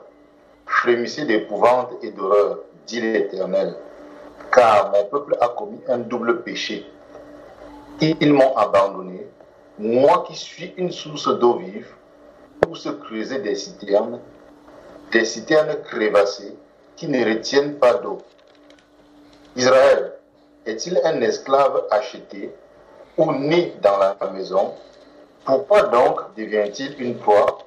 Contre lui les lionceaux rugissent, poussent leurs cris et ils ravagent son pays. Ses villes sont brûlées et il n'y a plus d'habitants. Même les enfants de Nob et de Tachpanès te briseront le sommet de la tête. Cela ne t'arrive-t-il pas parce que tu as abandonné l'Éternel ton Dieu lorsqu'il te dirigeait dans la bonne voie? Et maintenant, qu'as-tu à faire d'aller en Égypte pour boire l'eau du Nil? Qu'as-tu à faire d'aller en Assyrie pour boire l'eau du fleuve? Ta méchanceté te châtiera et ton infidélité te punira. Tu sauras et tu verras que c'est une mauvaise chose et amère d'abandonner l'Éternel ton Dieu et de n'avoir de moi aucune crainte, dit le Seigneur, l'Éternel des armées. C'est terrible. C'est terrible. Ok, ce que le prophète a dit ici, je vais le dire en langage simple, langage chrétien, pour qu'on puisse bien saisir ce qu'il a de dire. Vous êtes d'accord avec moi? Vous voulez qu'on y va? Amen. Il parle de Kittim. En parlant de Kittim, il a d'indiquer l'île de Chypre. Écoutez bien cela. Puis il parle de Kedar, les temps de Kedar, parlant des noirs. Kedar veut dire noir sombre. Ah bon. Donc je crois qu'encore une fois de plus, il faut qu'il baisse encore. Il veut parler des choses. La sœur Monique est là. Ne dormez pas où?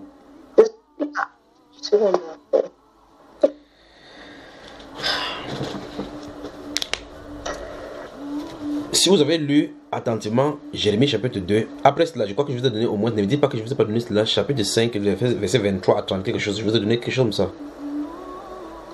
Au chapitre 5. Ok, après ça, on va y aller. Maintenant, écoutez, Dieu se plaint ici d'Israël. Je vais parler ce que le prophète a parlé, je vais dire en langage chrétien ce que le prophète est en train de dire. Voici quelqu'un qui se trouve étant la source d'eau vive. Et si vous le voulez ou pas, c'est le contexte et c'est la chose qui se trouve en milieu chrétien aujourd'hui.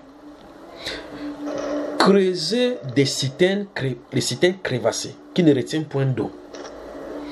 Descendre en Égypte. Aller en Assyrie. Mais c'est terrible. Donc Dieu dit qu'il est la source de l'esprit. Pour donner le Saint-Esprit. Voici donc le fait donc qu'on l'ait abandonné pour s'attacher à d'autres divinités. Notre cœur s'est détaché de... Je viens de parler en langage chrétien. Nos cœurs sont détachés de Dieu pour s'attacher au bien du monde. On commence à observer le monde, on apprécie le monde, on se familiarise avec le monde. Maintenant, ceci fait de telle que la crainte que nous avions de Dieu n'est plus. Par conséquent, la portion, la protection sur laquelle nous étions, voici maintenant, il dit votre pays est dévasté. Même les enfants de Nod, écoutez ce que Dieu dit là-dedans. Même les enfants de Nod, il dit que vous rasez la tête. Qu'est-ce que Dieu a dit? Les chrétiens sont devenus, il dit ici, Israël devient la proie des chacals. N'importe quoi il pousse. Ça veut dire que n'importe qui persécute les chrétiens. Je vais, allons dans Actes chapitre 5. Vous allez voir quelque chose là. Il dit, il me semble bien là. Il ne sait pas si la soeur Anna était ici, il devait donner une Martha Guinness. T'inquiète pas, le jour on va venir, on va mettre une Martha Guinness spécialement dans le sac pour toi. Mais, que Dieu te bénisse. Tu ne me donnes pas la soeur au frère Francis.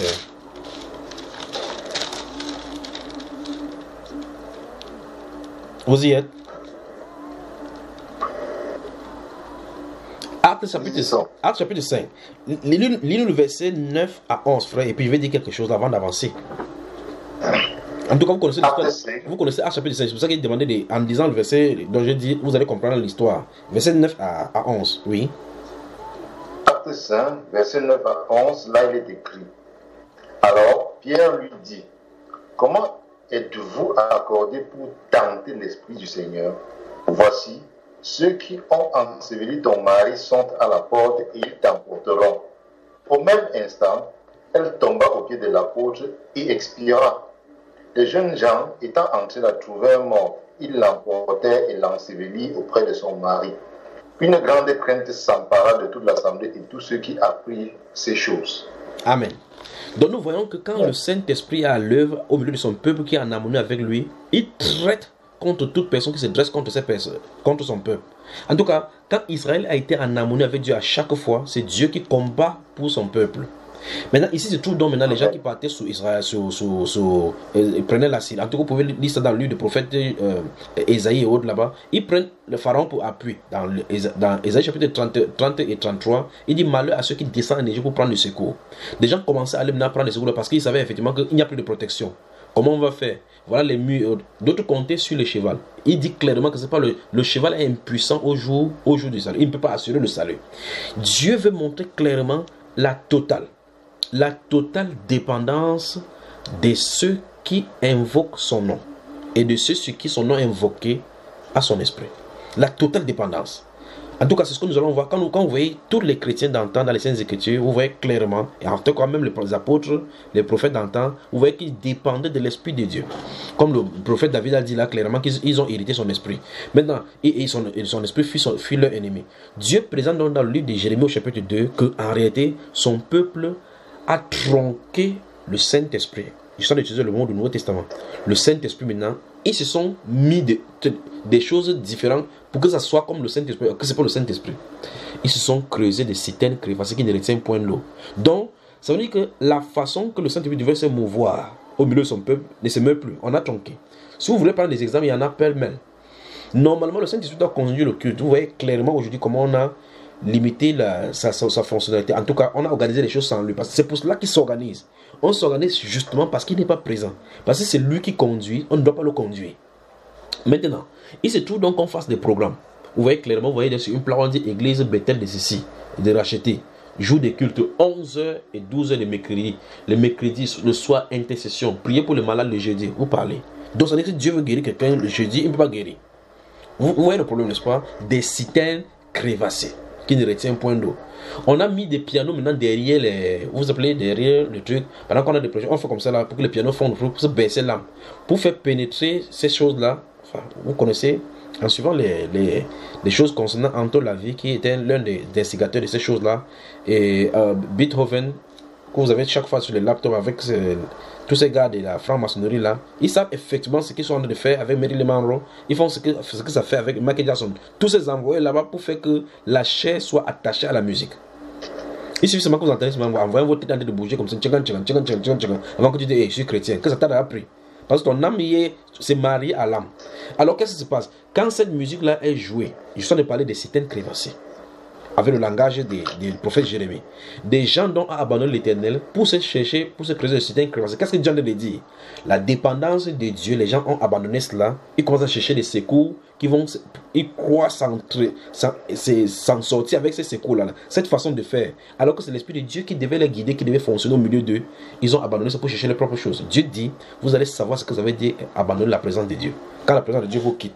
Donc vous voyez clairement que Jérémie chapitre 2 se trouve dans le contexte même de l'église aujourd'hui. Ce que l'église a fait. On a tronqué notre doigt de nez. Et par conséquent, ce que Dieu nous avait donné comme domination avec l'esprit. Souvenez-vous, quand Jésus notre Seigneur sort dans Jean chapitre 10, verset 19, il dit, voici, je vous ai donné le pouvoir de marcher sur les serpents, les scorpions, et c'est toute la puissance de l'ennemi, et rien ne pourra vous nuire. Cette même parole a été dite avec le langage du Nouveau Testament. Non, avec le langage de l'Ancien Testament à Israël. Il dit, nul ne tiendra devant toi. C'est parce qu'il dit, tes ennemis viendront à toi par un chemin, ils rentreront par 7. Un d'entre vous chassera 1000, deux chasseront 10 000. C'est les promesses des Saintes Écritures que Jésus réitère dans le combat spirituel maintenant. Parce que dans le combat, dans l'Ancienne Alliance, il est question de physique, bien que le spirituel il contrôle. Dans le combat, dans la Nouvelle Alliance, il est combat de démons à anges. Donc c'est le combat de spirituel. Jésus donc réitère ce qu'il avait dit pour Israël à l'église en disant les mêmes choses. La question c'est, comment se fait-il que Nod puisse dominer l'église? Comment se fait-il que l'esprit d'Assyrie se trouve encore en pleine église? Vous dites, quoi, Assyrie? Oui, la Bible déclare qu'ils sont pleins de l'Orient. Donc les gens sont allés au Moyen-Orient pour acheter le bouddhisme. Le yoga vient se retrouver l'église. Il dit, vous êtes plein d'Orient. D'où est-ce que les sensations de ces choses de l'ancien qui sont de l'Orient se trouvent en pleine église? Comment se fait-il que le yoga, le New Age se trouve dans l'église? Non. Vous voyez cela? Il dit, je vais parler avec la Nouvelle Alliance, la langage de la Nouvelle Alliance, de ce que le prophète a dit ici. Il dit que donc vous comptez sur la Syrie, vous comptez sur l'Égypte, vous allez dans cette direction-là, vous prenez même les choses chez les Malam, les Égyptiens, pour venir faire l'onction au milieu de l'église. Dieu dit, ça va, vous allez comprendre ce que c'est que être absent de la présence de Dieu et la crainte de l'Éternel. D'où est-ce que ça a commencé? Depuis le cœur. Parce qu'ils ont dit qu'ils m'ont abandonné.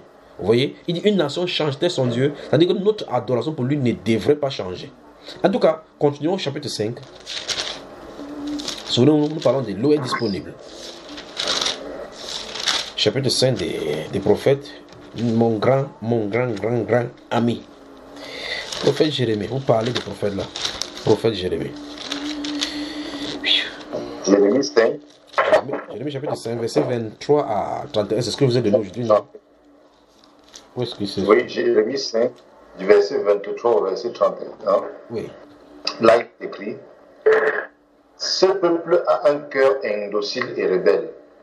Ils se révoltent et s'en vont. Ils ne disent pas dans leur cœur: craignons l'Éternel, notre Dieu, qui donne la pluie en son temps, la pluie de la première et de l'arrière-saison, et qui nous réserve les semaines destinées à la moisson. Wow. C'est à cause de vos iniquités que ces dispensations n'ont pas lieu. Ce sont vos péchés qui vous privent de ces biens. Arrêtons d'abord la Car, Non, non, attends doucement. Vous entendez ce qu'il dit? grave.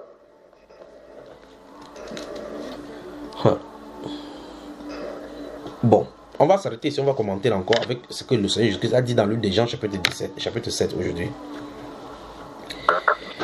Jésus dit, dans ce livre de Jérémie, chapitre 5, une fois de plus, je vais parler de Jérémie, chapitre 5, avec...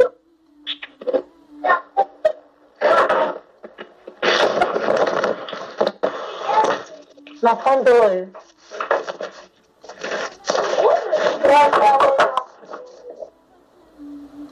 Merci ma soeur. Je vais parler avec Jérémie chapitre 5, avec le langage du Nouveau Testament. Tout à l'heure, donc, nous avons lu dans Jérémie chapitre 2, nous avons vu effectivement comment Dieu reprochait aux gens de la voie qui était. Et vous remarquez qu'une fois de plus, c'est le fait qu'on ait abandonné Dieu qui a fait ces choses, c'est que sa présence ne fonctionnait pas. Il a dit que vous allez savoir de quoi il est question d'être privé de sa présence. Souvenez-vous que nous avons lu également Jérémie chapitre 17, où là encore, Dieu nous présentait le cœur de l'homme comme étant tortueux et méchant. Et il dit clairement que lui, il est l'espérance d'Israël. Donc, s'il y a n'importe quoi, c'est sur lui qu'on doit compter. On doit espérer en sa bonté parce qu'il est la source d'eau vive. Tout à l'heure, on va aller dans Apocalypse chapitre 21, verset 6 et chapitre 22, verset 17. Je crois que je vous l'ai donné. Bon, ici, il dit, ce peuple a un cœur indocile et rebelle. Nous sommes tous dans Jérémie. Puis il dit, ils se révoltent et s'en vont. Ils ne disent pas dans leur cœur: craignons l'Éternel notre Dieu, qui donne la pluie en son temps. Gardez-vous à l'esprit que tout à l'heure, je viens de citer un verset dans la Nouvelle Alliance. Et puis, j'ai donné son parallèle dans l'Ancienne Alliance. Je recommence encore. Dans Luc chapitre 10, verset 19, Jésus donne autorité à l'Église de marcher contre les esprits. Il a toute la puissance de l'ennemi. À l'Église d'antan, donc à Israël, son peuple réuni et appelé par lui, Dieu avait dit: nul ne tiendra devant toi tant que tu vivras. Si vous lisez ça dans le livre de Deutéronome et dans le livre de Josué, chapitre 1 et suivant, il en a dit cela. Il a dit ça à Joshua, il a dit cela à tout Israël. Il dit toute plante, et chaque fois nous courons, nous allons prendre ça là-bas, nous savons pas ce qu'il a dit. Toute plante, tout lieu où ton pied fleure là, tu prends la plante, il te donne pour possession. Quelqu'un dit même ça, même dans sa propre maison, son mari le chasse. Il ne se pose pas de questions. J'arrive là. Tu pars chez le bailleur, tu commences à mettre qu'il prend possession, le lendemain, le bailleur te change, il dit qu'il ne veut même pas ton argent. Et puis tu pars, tu ne comprends pas que quelque chose ne va pas. Parce que c'est un principe qui se passe. Le principe se passe d'abord dans le cœur. Ici, il est dit dans Luc chapitre 10, verset 19, voici, je vous donne le pouvoir de marcher sur les serpents. Sur les scorpions, c'est toute la puissance de l'ennemi et rien ne pourra vous nuire. Ça, c'est l'ordre à l'église. Dieu montre clairement que l'église soumise à lui est sous la toute puissance. Toute la puissance du ciel est investie pour sa protection et sa vie sur la terre. C'est terrible. Maintenant, Israël, sous l'ancienne alliance, Dieu en disant: un d'entre vous chassera 1000, 2 chassera 10 000. Ils viendront à toi par un chemin, rentreront par 7. Je disperserai devant toi tes ennemis. Dieu montre par là qu'Israël sera imbattable. Et en tout cas, nous voyons clairement, comme je dis à l'entame de mes propos aussi, le péché d'Akan. Quand il est allé, il a pris les manteaux de Chinéa avec de l'or, il a mis au milieu d'Israël.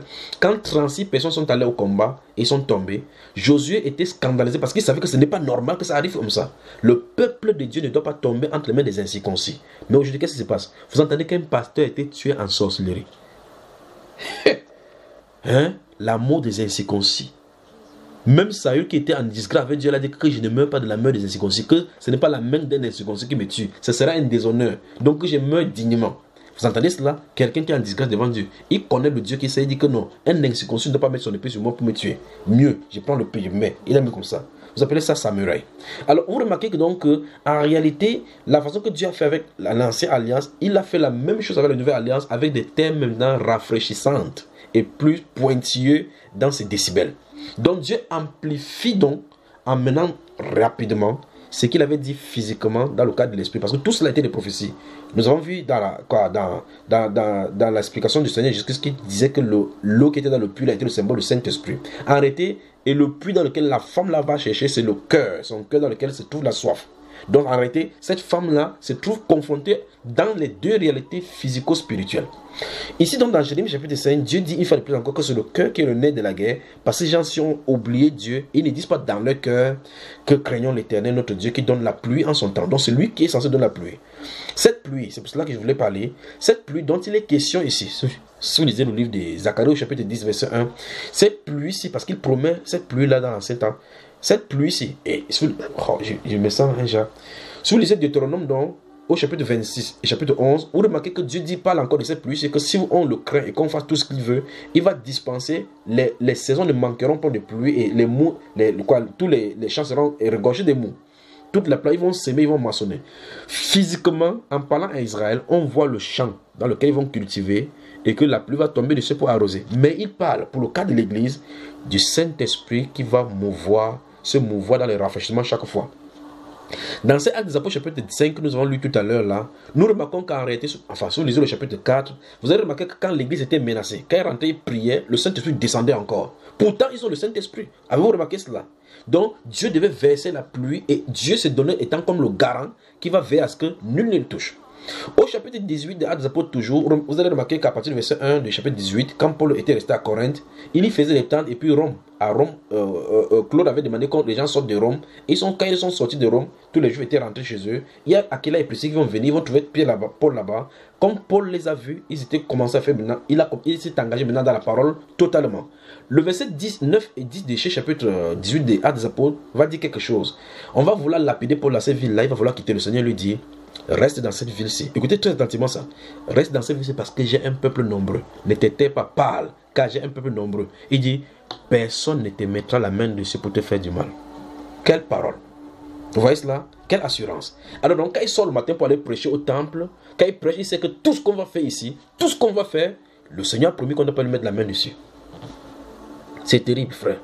L'église baignée dans le Saint-Esprit. Pas étonnant donc que Gédéon, dans l'Ancienne Alliance, va crier où sont ces miracles dont on parlait, dont on nous racontait nos pères.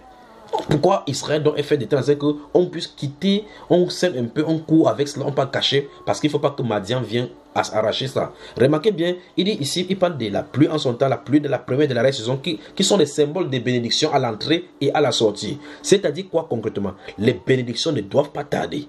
Tout ce que Dieu a décidé viendra. Mais aujourd'hui, nous sommes les plus malheureux. Pas étonnant qu'il dise effectivement que même notre nous coiffe la tête. Ça veut dire que même les ennemis les plus misérables. En tout cas, continuons, frère. Alors, il dit ici, verset 25, que c'est à cause de vos iniquités que les cieux nous privent de cette dispensation, de cette bénédiction. Les dispensations dont là ne viennent pas à cause du fait qu'il y a quelque chose qui ne va pas. Souvenez-vous de 2 Chroniques au chapitre 7. Si mon peuple, ce qui est invoqué mon nom. Cette prophétie des Saintes Écritures est intemporelle. Donc Dieu l'a fait de telle sorte que ça puisse se manifester dans tous les temps. Il a dit: si mon peuple, ce qui est invoqué mon nom. Si nous nous assurons que d'après le livre d'Ésaïe au chapitre 25 et 26, nous sommes le peuple racheté. Si nous nous rassurons clairement que dans la Bible, dans Romains chapitre 11, il est dit clairement qu'Israël a été enlevé pour qu'on soit hanté, pour être hanté effectivement au corps du patriarche Dieu d'Abraham, Dieu d'Isaac, Dieu de Jacob, et dont nous sommes appelés de son nom. La Bible déclare que si mon peuple, ce qui est invoqué mon nom, s'humilie, prie, cherche ma face et se détourne de ses mauvaises voies, Dieu des cieux, je l'exaucerai, je guérirai son pays. Et puis vous voyez ce que Dieu dit. 4 choses qu'il demande, 3 choses qu'il va faire. Et c'est ce qu'il va faire à chaque fois que Charles Spurgeon est venu, Charles Finney est venu, George Muller est venu, William Marion Branham est venu. Quand ils ont prêché la repentance, les gens ont cru, le Saint-Esprit est venu. Il ne peut pas changer cet état des choses. Parce qu'il dit que c'est le cœur qui est le nez de la guerre. Quand le cœur est imbibé dans le monde, le cœur aime tellement le monde au point où le péché, tu regardes le péché, ça ne dit absolument rien. Vous dites non, c'est sa vie. Chacun a sa forme de vie.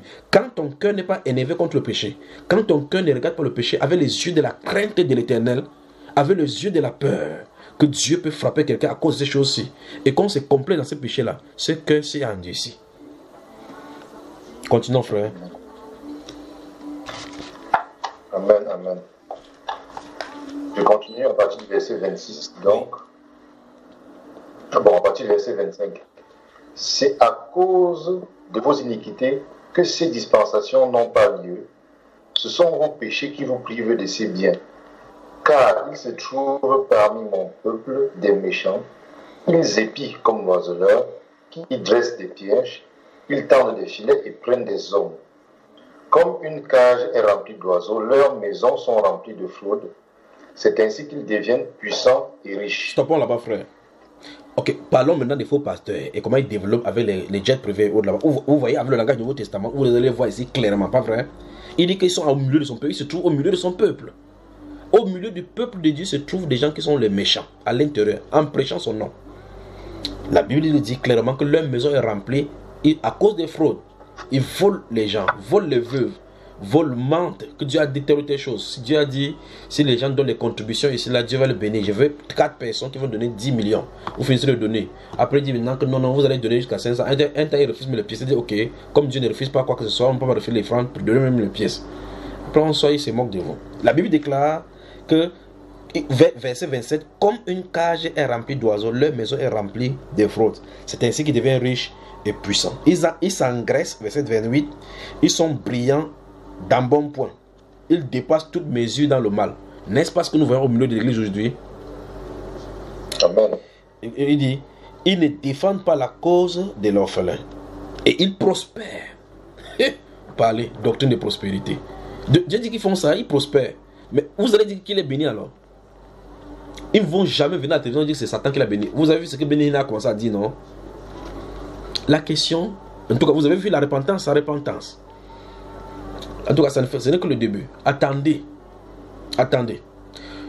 Je crois que puisque vous êtes dans les Amériques, attendez, regardez bien, suivez donc l'année après que Trump quitte le pouvoir dans ce deuxième mandat. Attendez. Donc il quitte le pouvoir.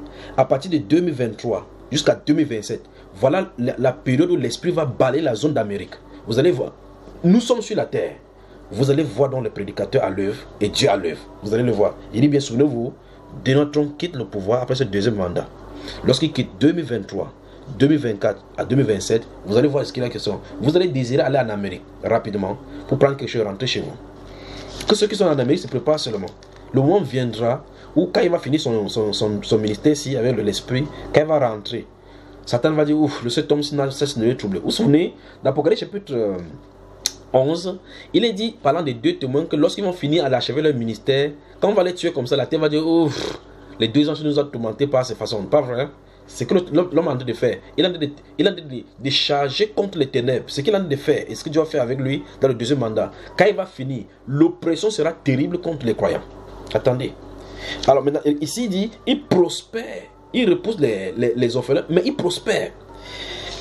Ils ne font pas droit aux indigents.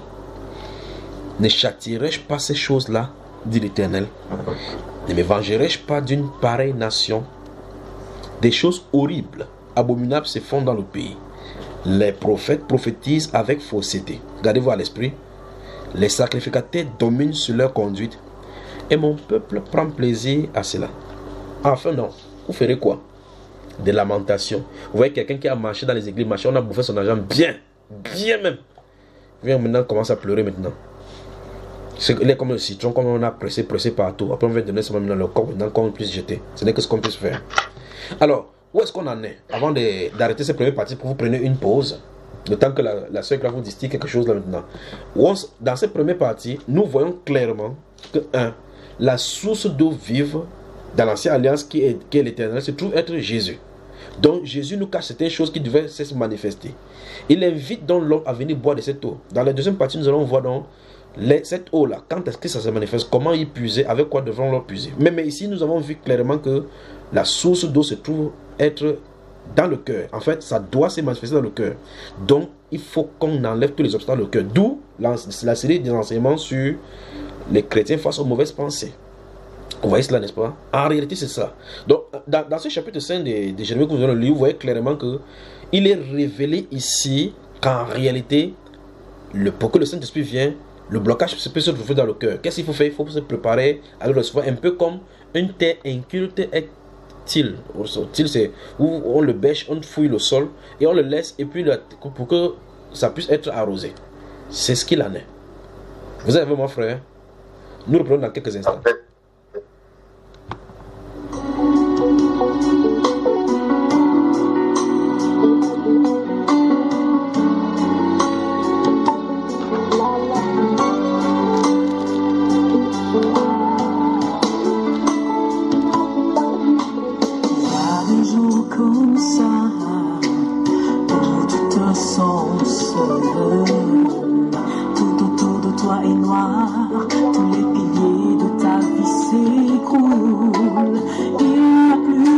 Aucun repère.